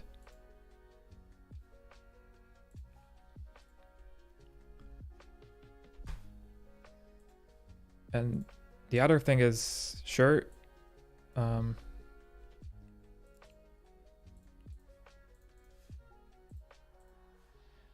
they say make a product, sell it, as if, I mean, I would be happy to create something, like come up with a product, build it, which I cannot do because I'm only a designer. I cannot code it. I mean, it's not that easy, dude. Like, yes, it's possible. I can create courses probably. I can teach new designers who are just starting out some Figma tips, some practices, tips and tricks, you know, how to do stuff, how to go about finding work, etc. But is that really the way to go?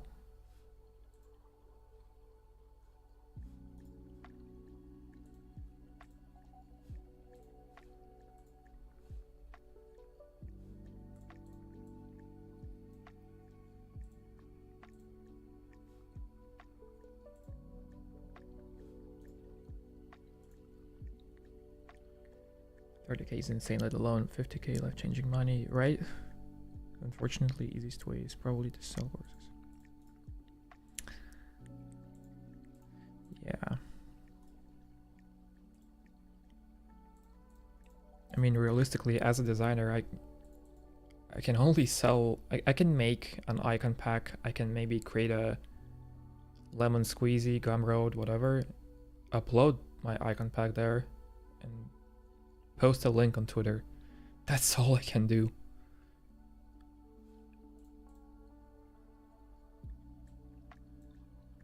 Literally, this is my only choice to make some money, and I'm pretty sure it's like 0.5% of people who follow me will see this tweet, and then out of those people, only a small fraction of those people will be interested to buy. So it's not a really feasible way to make money. But it's the only way I can think of for myself, because I cannot do anything else. I do not have any skills apart from design.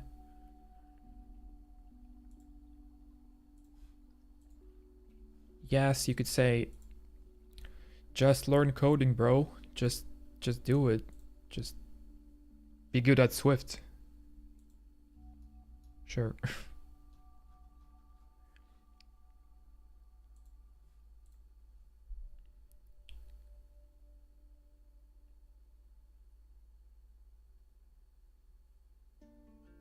Well, I mean, if you like coding, if you like the idea of coding, if you are excited about it, go ahead. That's a really nice discipline.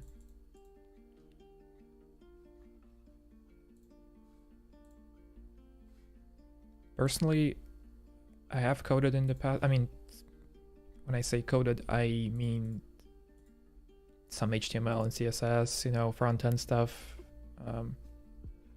Back in the day when I was like 10, 11 years old. It was fun at the time because I was basically learning a completely new thing and like how to build websites, and that was a cool new thing back then.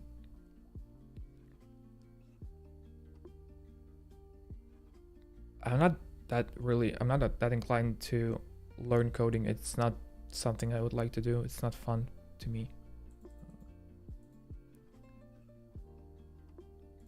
So I wouldn't want to do that myself.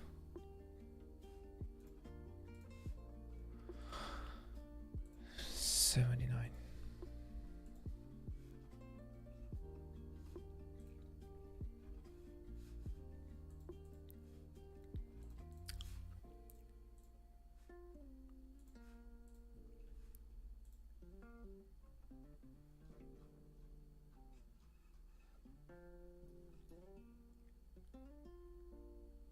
Swift is the hardest kind of. You're passionate about mechanical keyboards? No.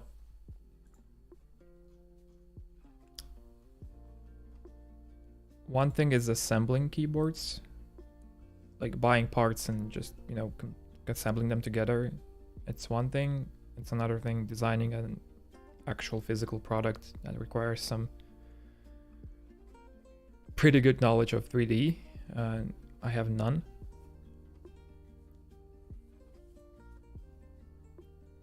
And maybe possibly some background in product design, but like in the physical world, like physical product design, industrial design.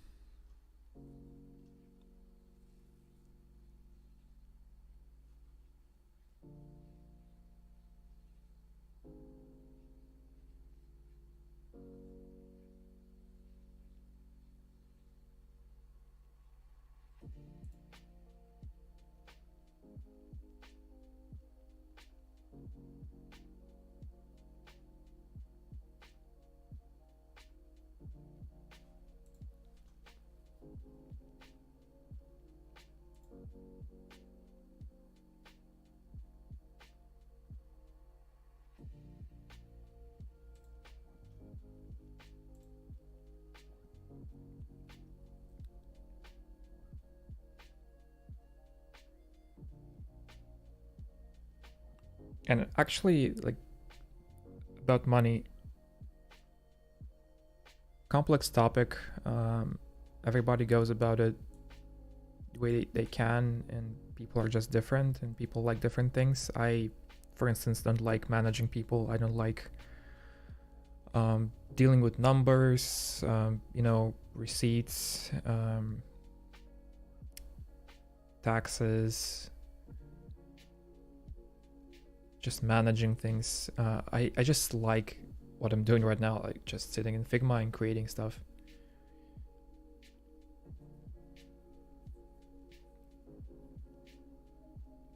There is a certain ceiling that I can reach in my field, in design field, in visual design.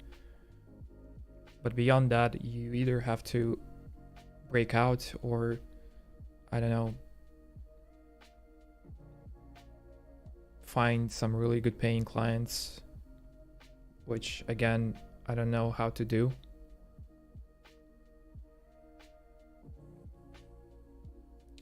And all I see on Twitter is just people around me everywhere that are earning $10 million an hour, living a happy, healthy life somewhere on an island with like Porsche cars and stuff like that. That's great. I mean, there is a certain level of jealousy, of course. I mean, and that's good. I mean, people are living a great life, and you're like looking at them and you're like, wow, I would love to do the same. But you never know just how much work went into making that happen.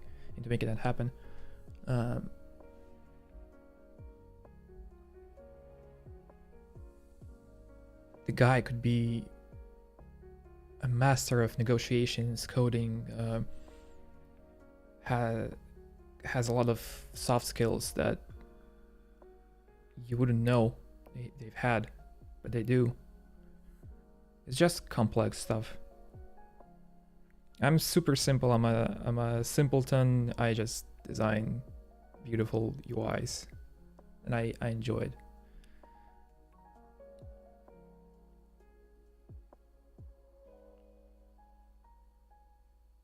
Are you still with WAP? Not anymore. Twitter is a lie, man. I quit it. I'm 3 months off of that platform.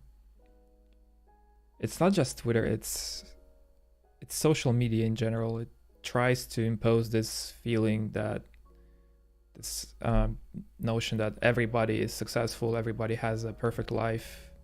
You never see struggle on Instagram, TikTok, YouTube, Twitter. I mean, sometimes you see that, but generally, do you see people just ranting about how fucking hard it is to get a salary, to get like a job? Generally, no, they don't do that, because there are consequences to being negative on the feed, in the feed. If you constantly post about your misfortunes and just how hard it is to live and find a job and whatever, people are gonna think of you as a negative person, and they just won't follow you. This is not something you want, because social media is all about reach and followers and influence, right? So you gotta behave in order to look good in people's eyes. Ain't that fake? The whole definition of a social media is just to show your fake side to people so that everybody is happy.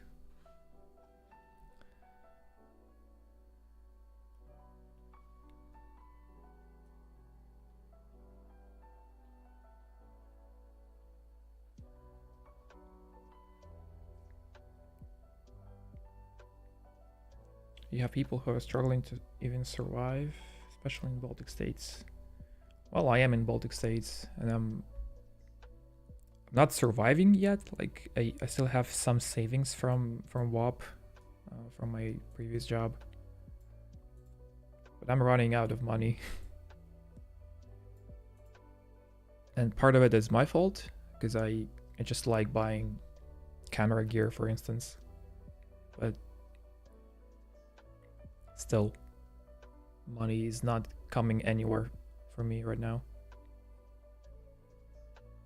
Sorry, not coming from anywhere.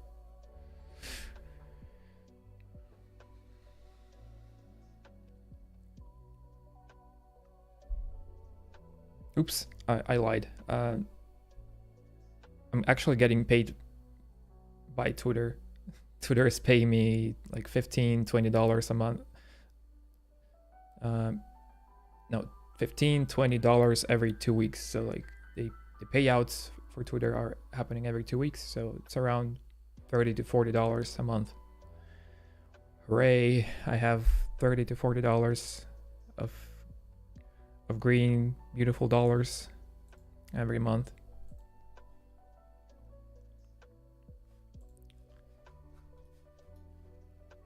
Anyway, it's all good and dandy, but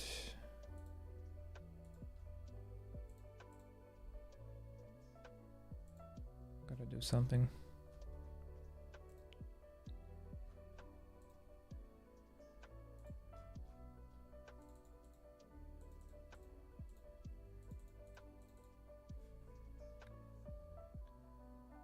Immigrant from Ukraine living in Lithuania. Fuck it. I'm super happy that I can earn my 25 euros an hour and live as a regular person. And that might be enough for you. And probably most people. Like, people are over exaggerating how much money they need. Like, for a comfortable, happy life, you don't need to be earning $1 million a month, right?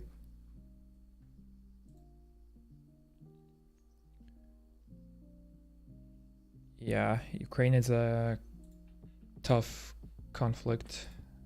I hope it ends soon.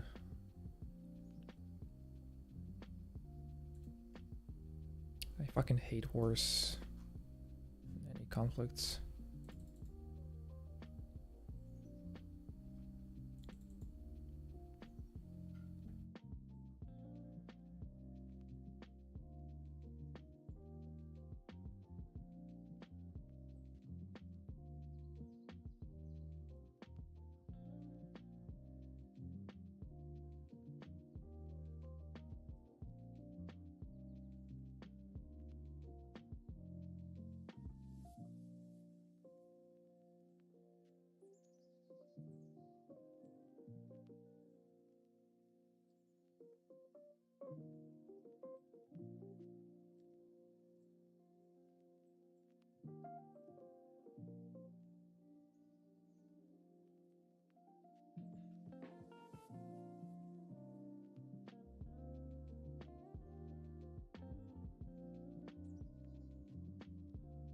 So I think if all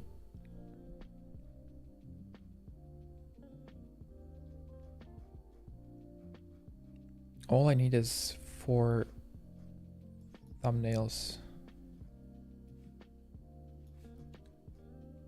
Thumbnails for each project that I'm gonna show, right?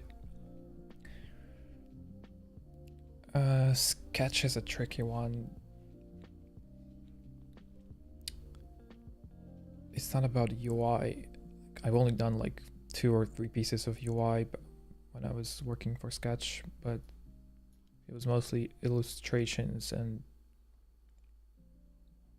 yeah, just banners and stuff like that.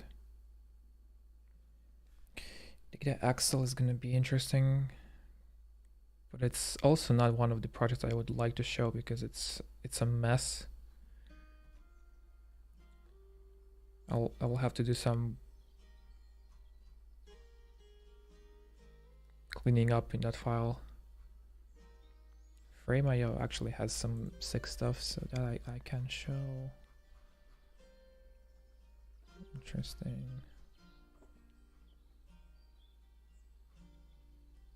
I mean, I can always just grab this part.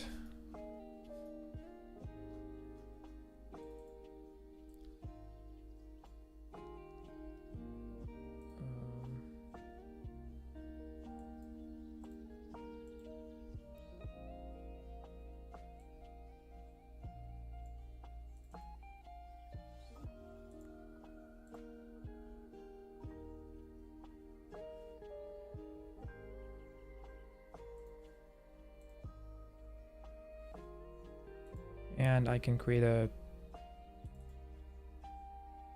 thumbnail of the same size and just put it there. Add some background color that will match this gray, let's say.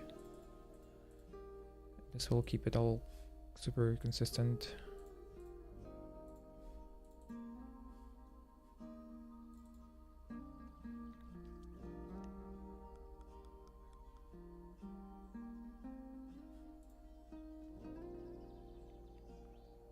Life in Estonia, it's getting a little bit more difficult each year.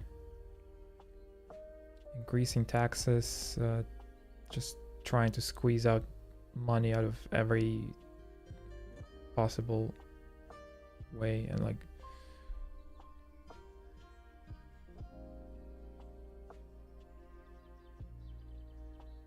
there's this constant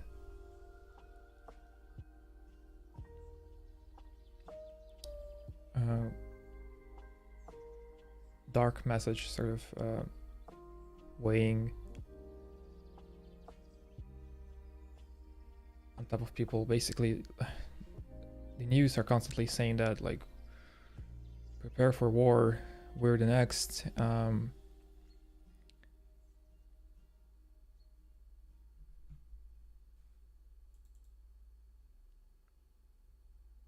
It's hard to describe, especially in English. English is not my first language, but like,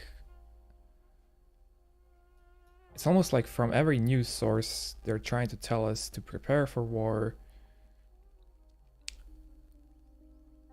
That leads me to, well, first, that creates stress in the country. Like, people are stressed out. People don't want to go to war.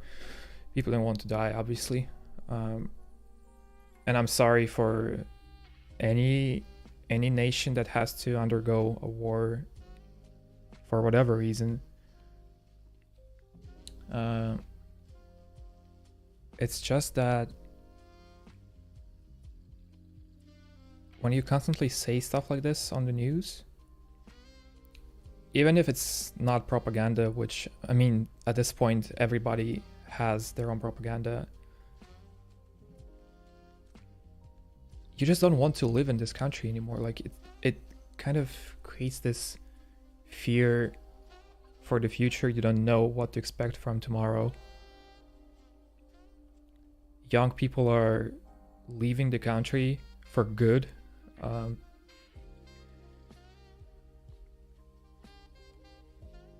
House prices are going crazy.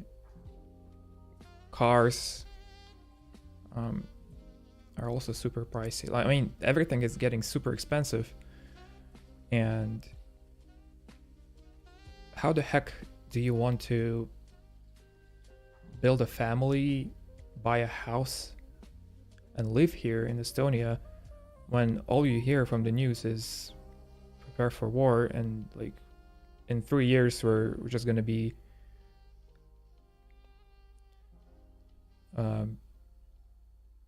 nurturing like flowers underground. Like, I mean, we're gonna essentially die out because of the conflicts that are gonna happen. God knows what's gonna happen, like World War III, whatever. It's just, you don't know.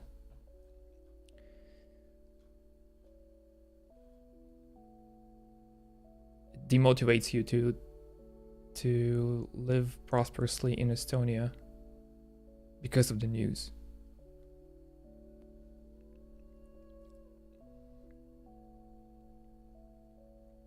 Isn't lazy load plugin doing what you've been doing? I'm not sure. I'm not a heavy user of plugins. Maybe. Estonia is in NATO. It's a complex topic. Who is to say that the US will not disband NATO completely at some point? This is just an alliance, and I mean, alliances were broken in the past by both the US and the USSR, Russia. You never know. One day we are in NATO, the other day we're not.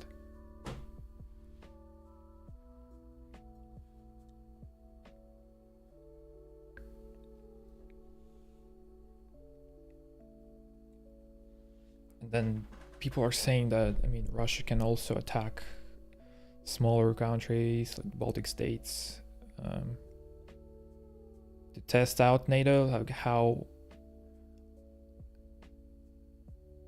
true is that they're gonna, you know, defend each other and be a cooperative alliance? I'm hoping that Russia is not that stupid, but who knows? I'm not a military specialist. I don't know what's gonna happen.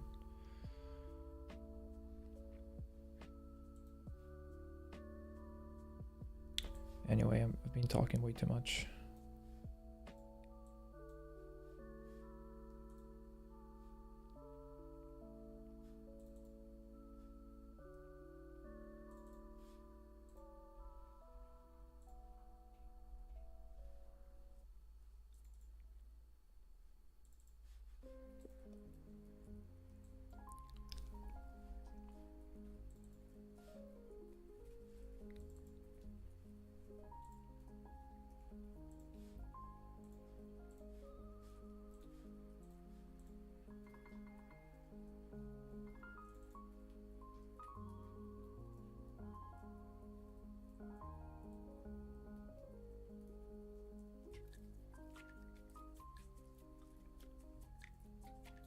Yeah, right. New Zealand is probably one of the better options out there. If you think about it. Australia is a hot furnace. You wouldn't want to live there. Although it's a nice country. But New Zealand,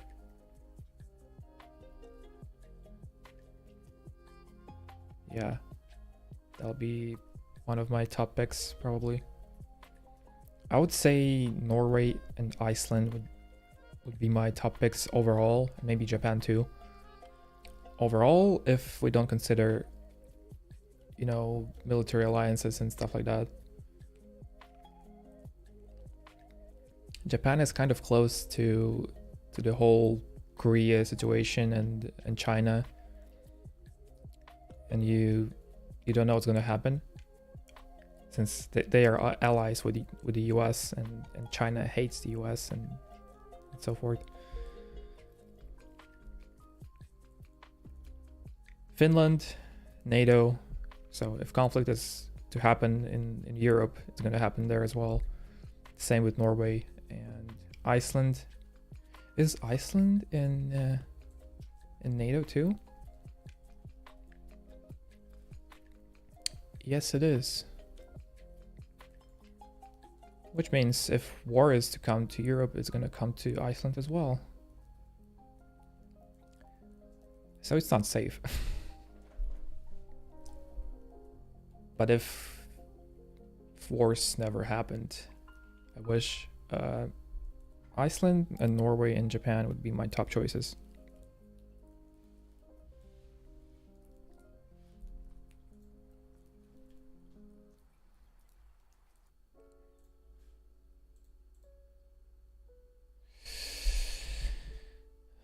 It's gonna be difficult.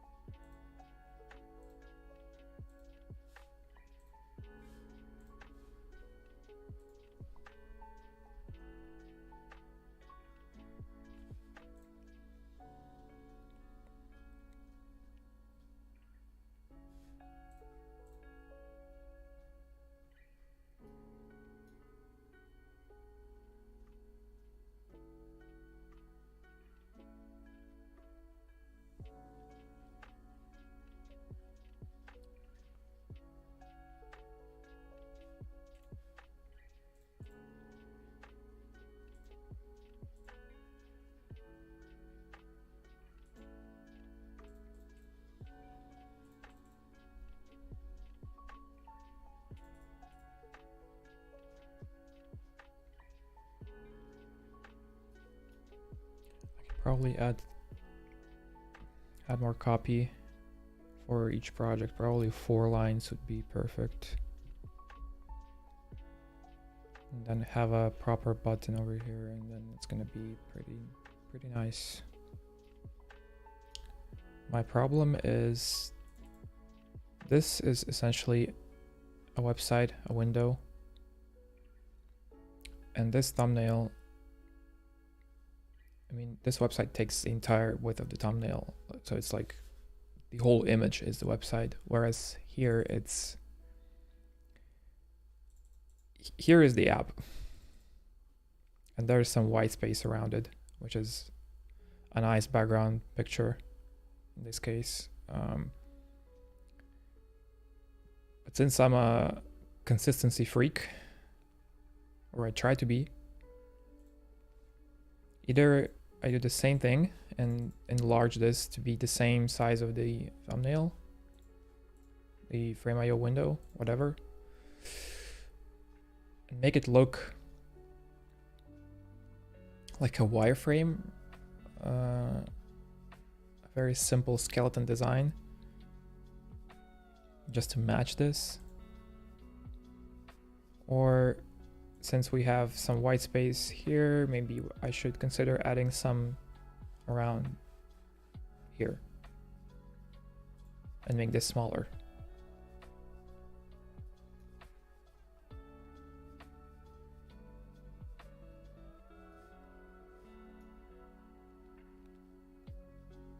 I kind of like the idea of just having a super clean portfolio with like light colors, so it's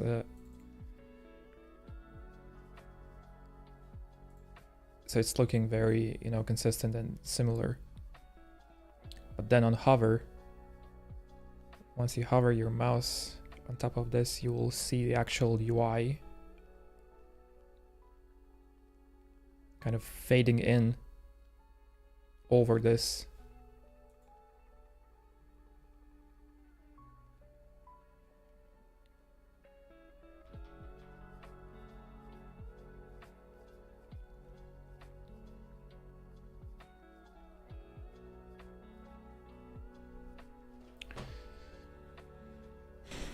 Sweden has some insane tax rates and climate. Japan looks good to visit, but I know that society is hard to integrate to. But generally, the topic of the best place to live is really hard for me. And talking with different people made it even harder.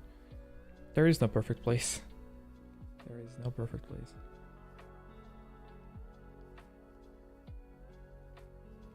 It's all about the sacrifices that you're ready to take in order to live at a certain place. In the case of Norway and Sweden and Finland, those are super high taxes, but then at the same time, people over there are happy. Or so I've heard. They're actually spending money on like healthcare and good quality like roads and services and whatever. Like it's just a happy life in the north. Norway also invests a lot of money that they get from selling oil.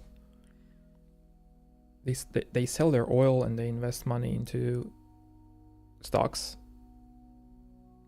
So they buy stock shares, and it's just such a good strategy, really. I love that.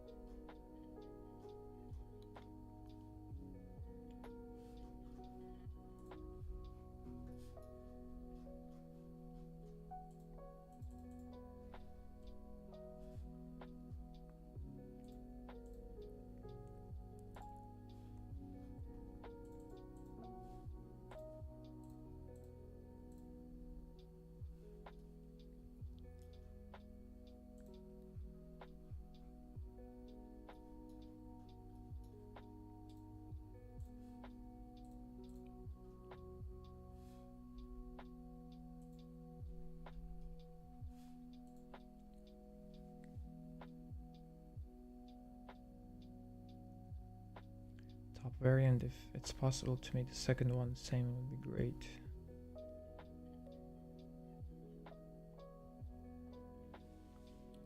Yeah, that's the issue. If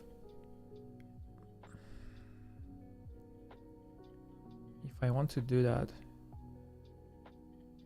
and actually with data Excel and probably Frame.io I can do that, but with Sketch it's gonna be problematic because Sketch is all about illustrations. And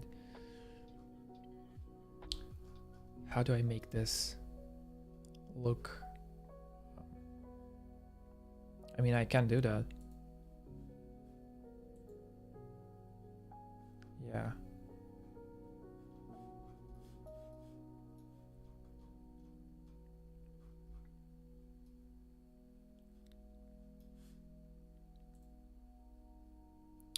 I'll see. Maybe I can come up with something. And actually, I'm not even sure if I want to include Sketch at all, because as people say, if you want to like show the type of work that you want to be getting from clients,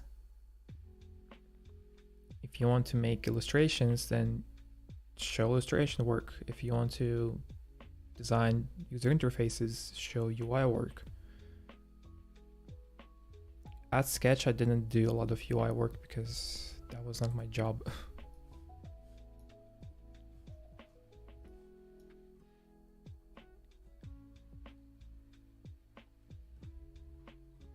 So maybe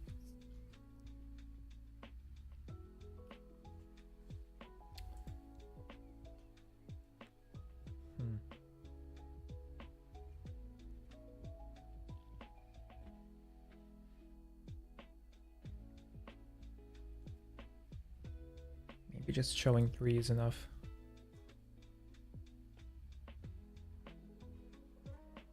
We'll see.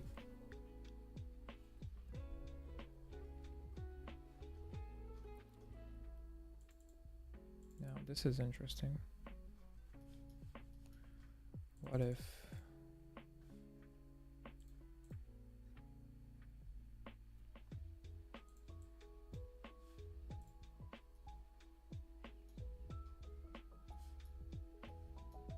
no, it's not good.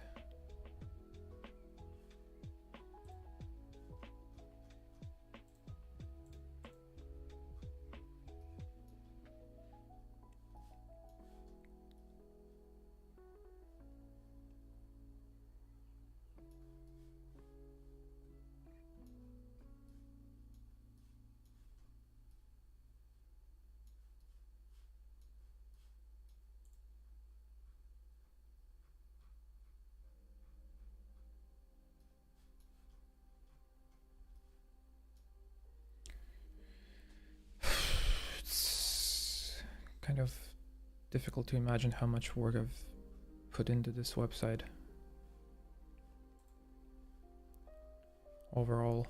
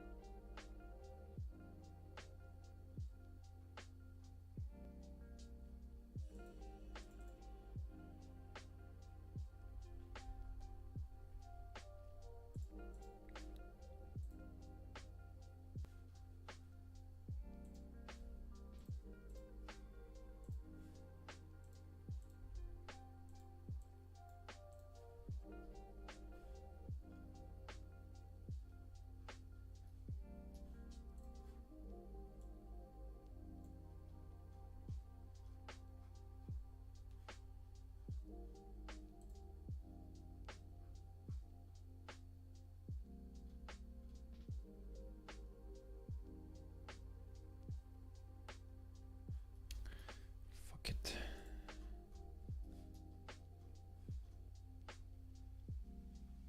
The more I look at this version, the more I start to like it again. It's so nice.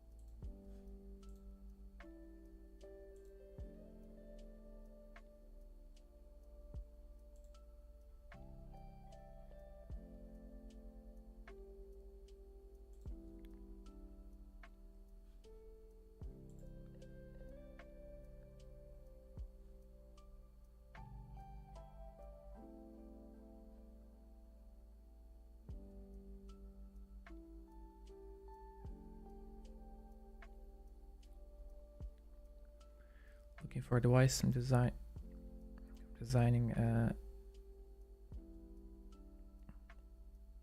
IT consulting agency website, and when designing the homepage, I need to put a CTA. Is it okay if I put the CTA at the header and in the middle? Yeah, of course.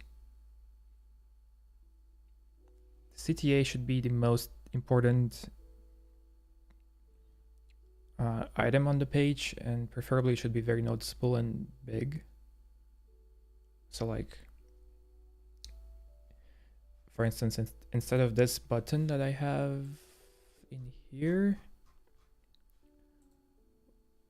which is kind of small if you think about it, it's only 40 pixels in height. Make it like 64.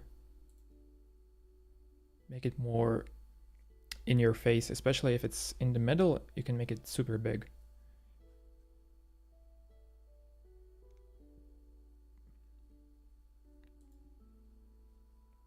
Contact us, yes, you can make it big and you can make it obvious.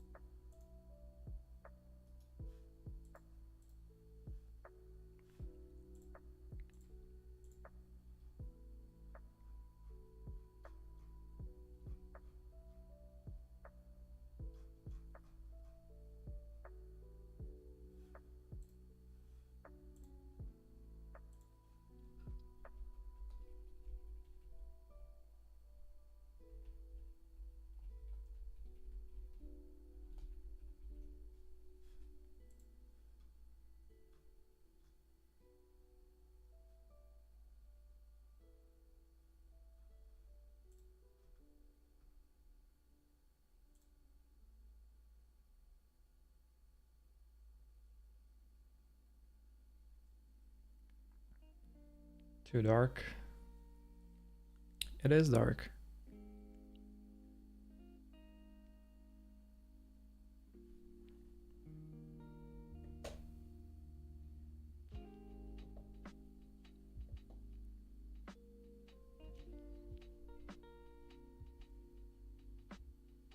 Yeah, good to see you too.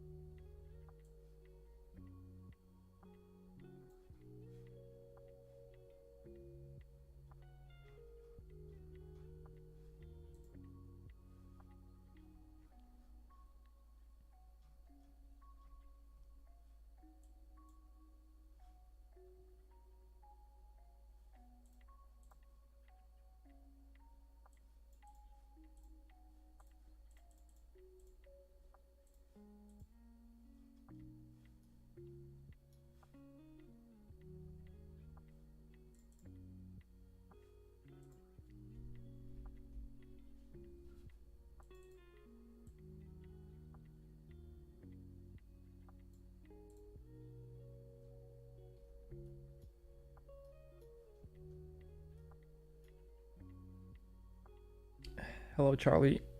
Yeah, a never-ending process.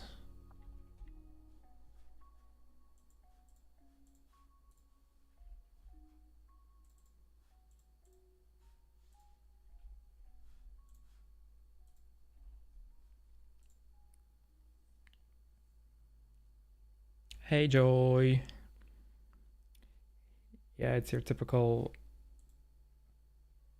whatever chill hop playlist. Um, the studying girl playlist, you know, the one that everyone uses.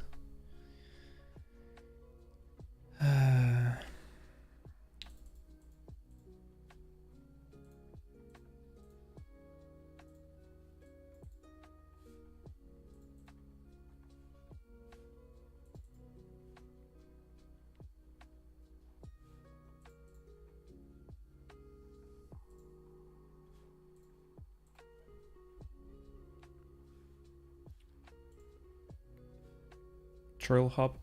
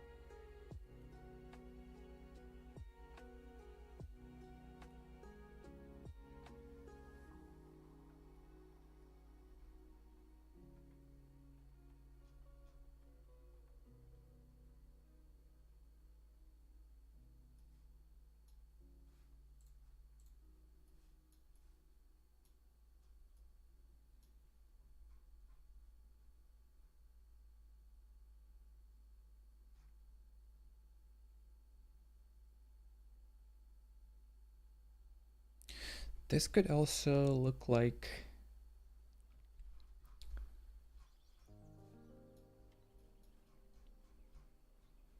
yeah, something like this.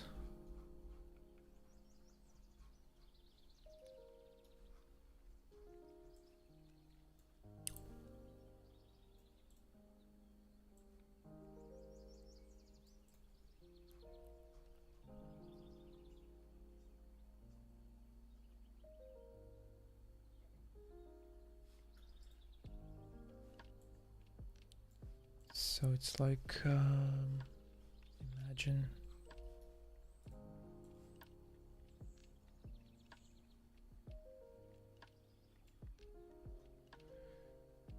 Figma is slow.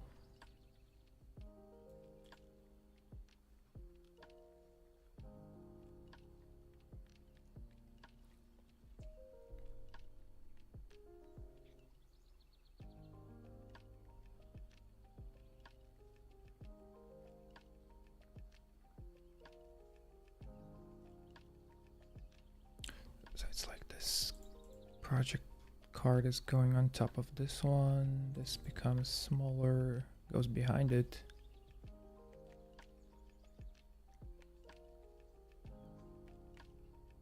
Jesus, this is so slow.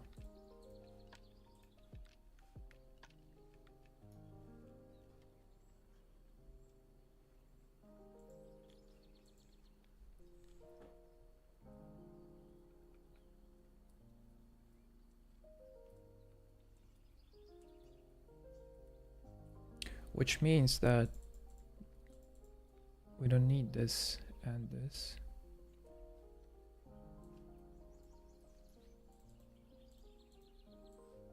the text part or the right part of this will change as we scroll.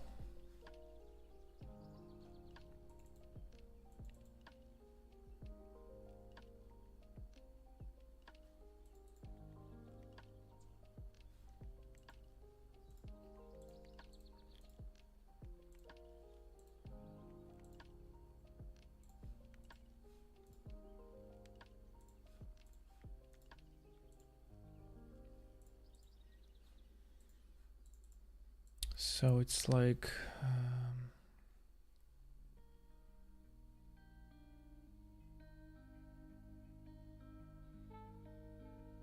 this could be slightly bigger, like 1.1, 1.05. And we're kind of scrolling, right? So you scroll down, this goes.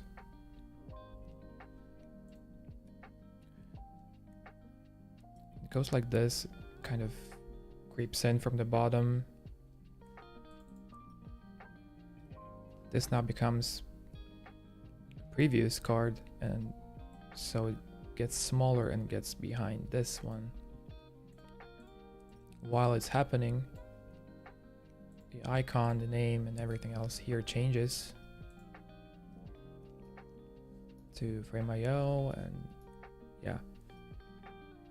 This could be one of the solutions to this. Like an interesting interaction that maybe we do not need, but like we can explore it. Plans for this Christmas? Not really. Just spend the time with the family.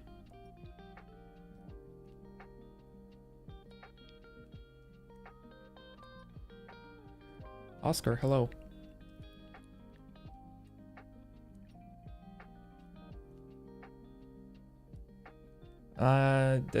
This live stream is not worth rewatching. It's just me basically staring at the screen the entire time.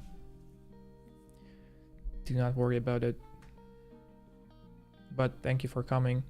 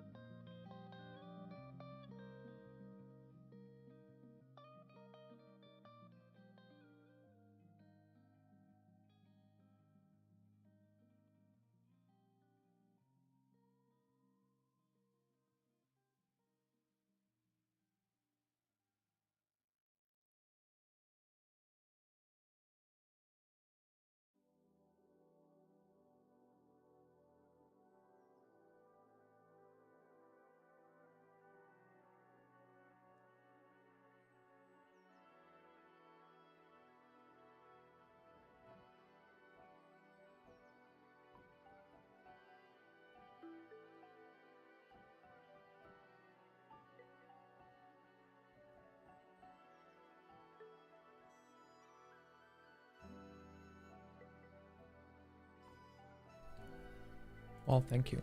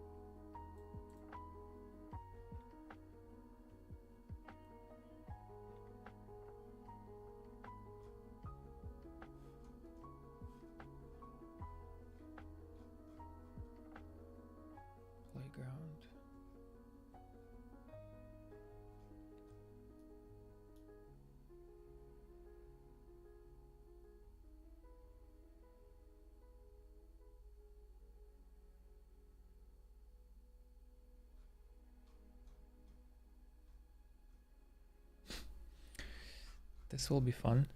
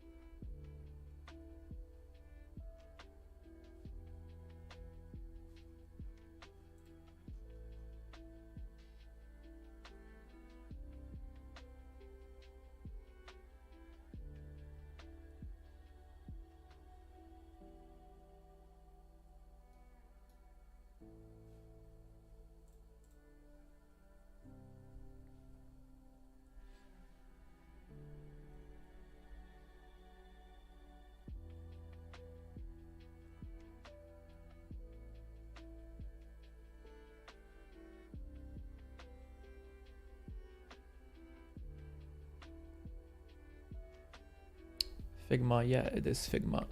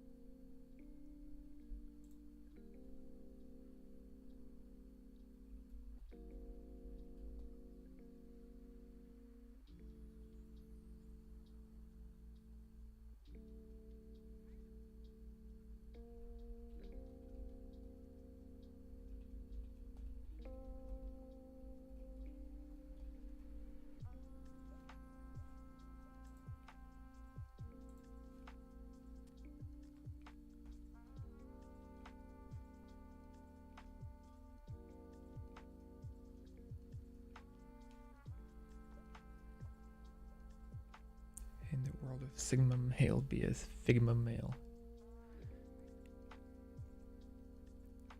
That's right.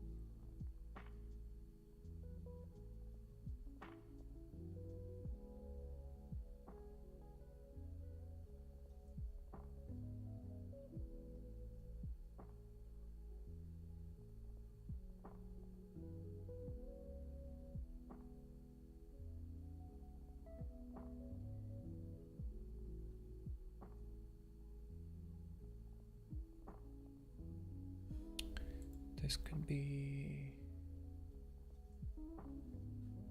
Huh.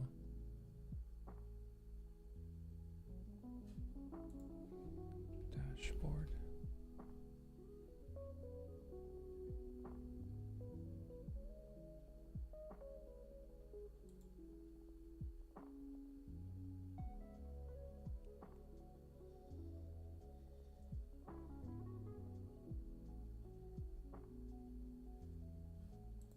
No, it's not this one.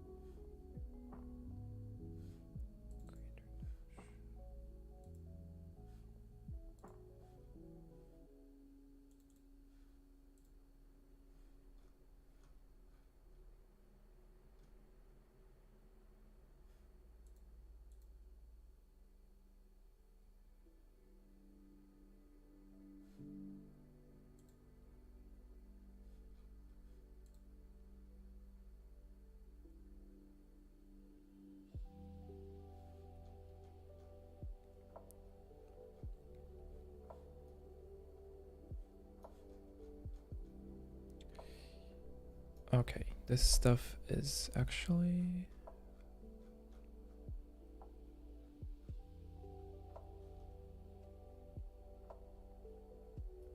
pretty good.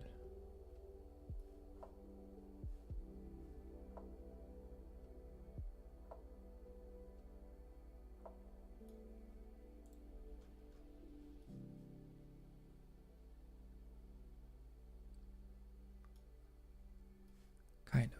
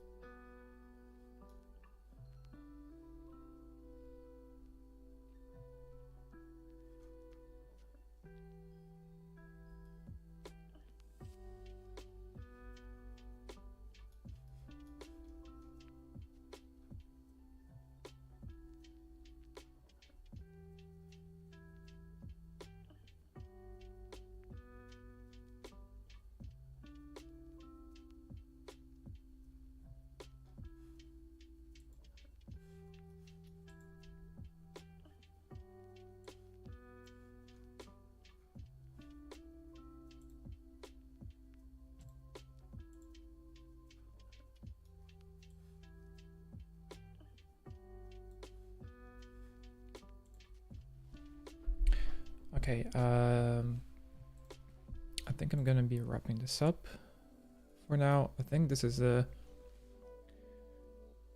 could be a decent start finally. I mean, logically this makes sense, this structure. It's super basic, but it works. I just need to figure out the thumbnails, how they look like. This I can do. This is just a matter of polishing. I can do that. This also will work pretty well on mobile.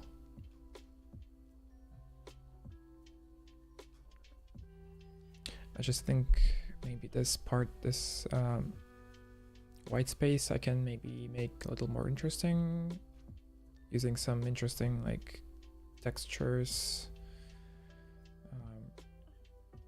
You'll see. Maybe I'll create some paths and lines and clusters of particles and whatever. I can do that. Resume, I think I'm pretty confident I can do like really well, because I have a few more explorations from other years where I've done this, especially there was this one exploration.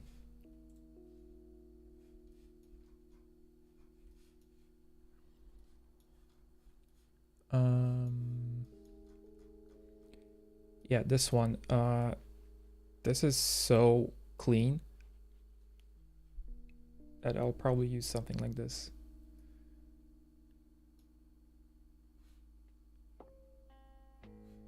So yeah, resume is. I'm pretty sure it's gonna turn out very good.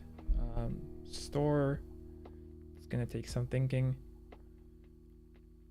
And besides, there are no products to sell right now, so no point in even doing that right now. So store will wait.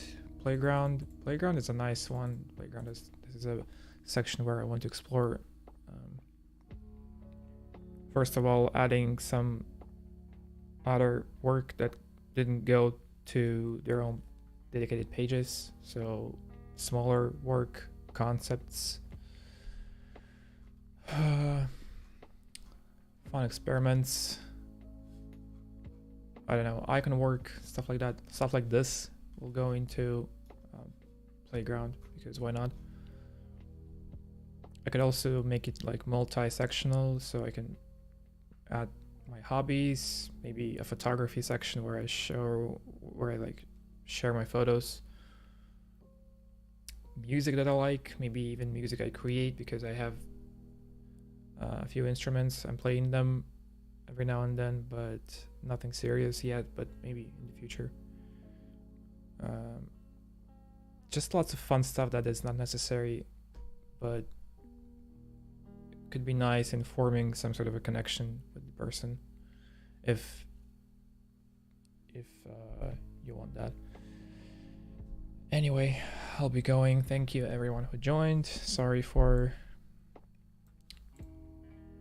a very stale stream. Most of it was just me staring at the screen, but yeah, we'll see how it goes from here. I think it's gonna be fine. This is very basic, by the way. Like, I'm looking at this is not exciting me, but at least it's safe. We'll see. Anyway,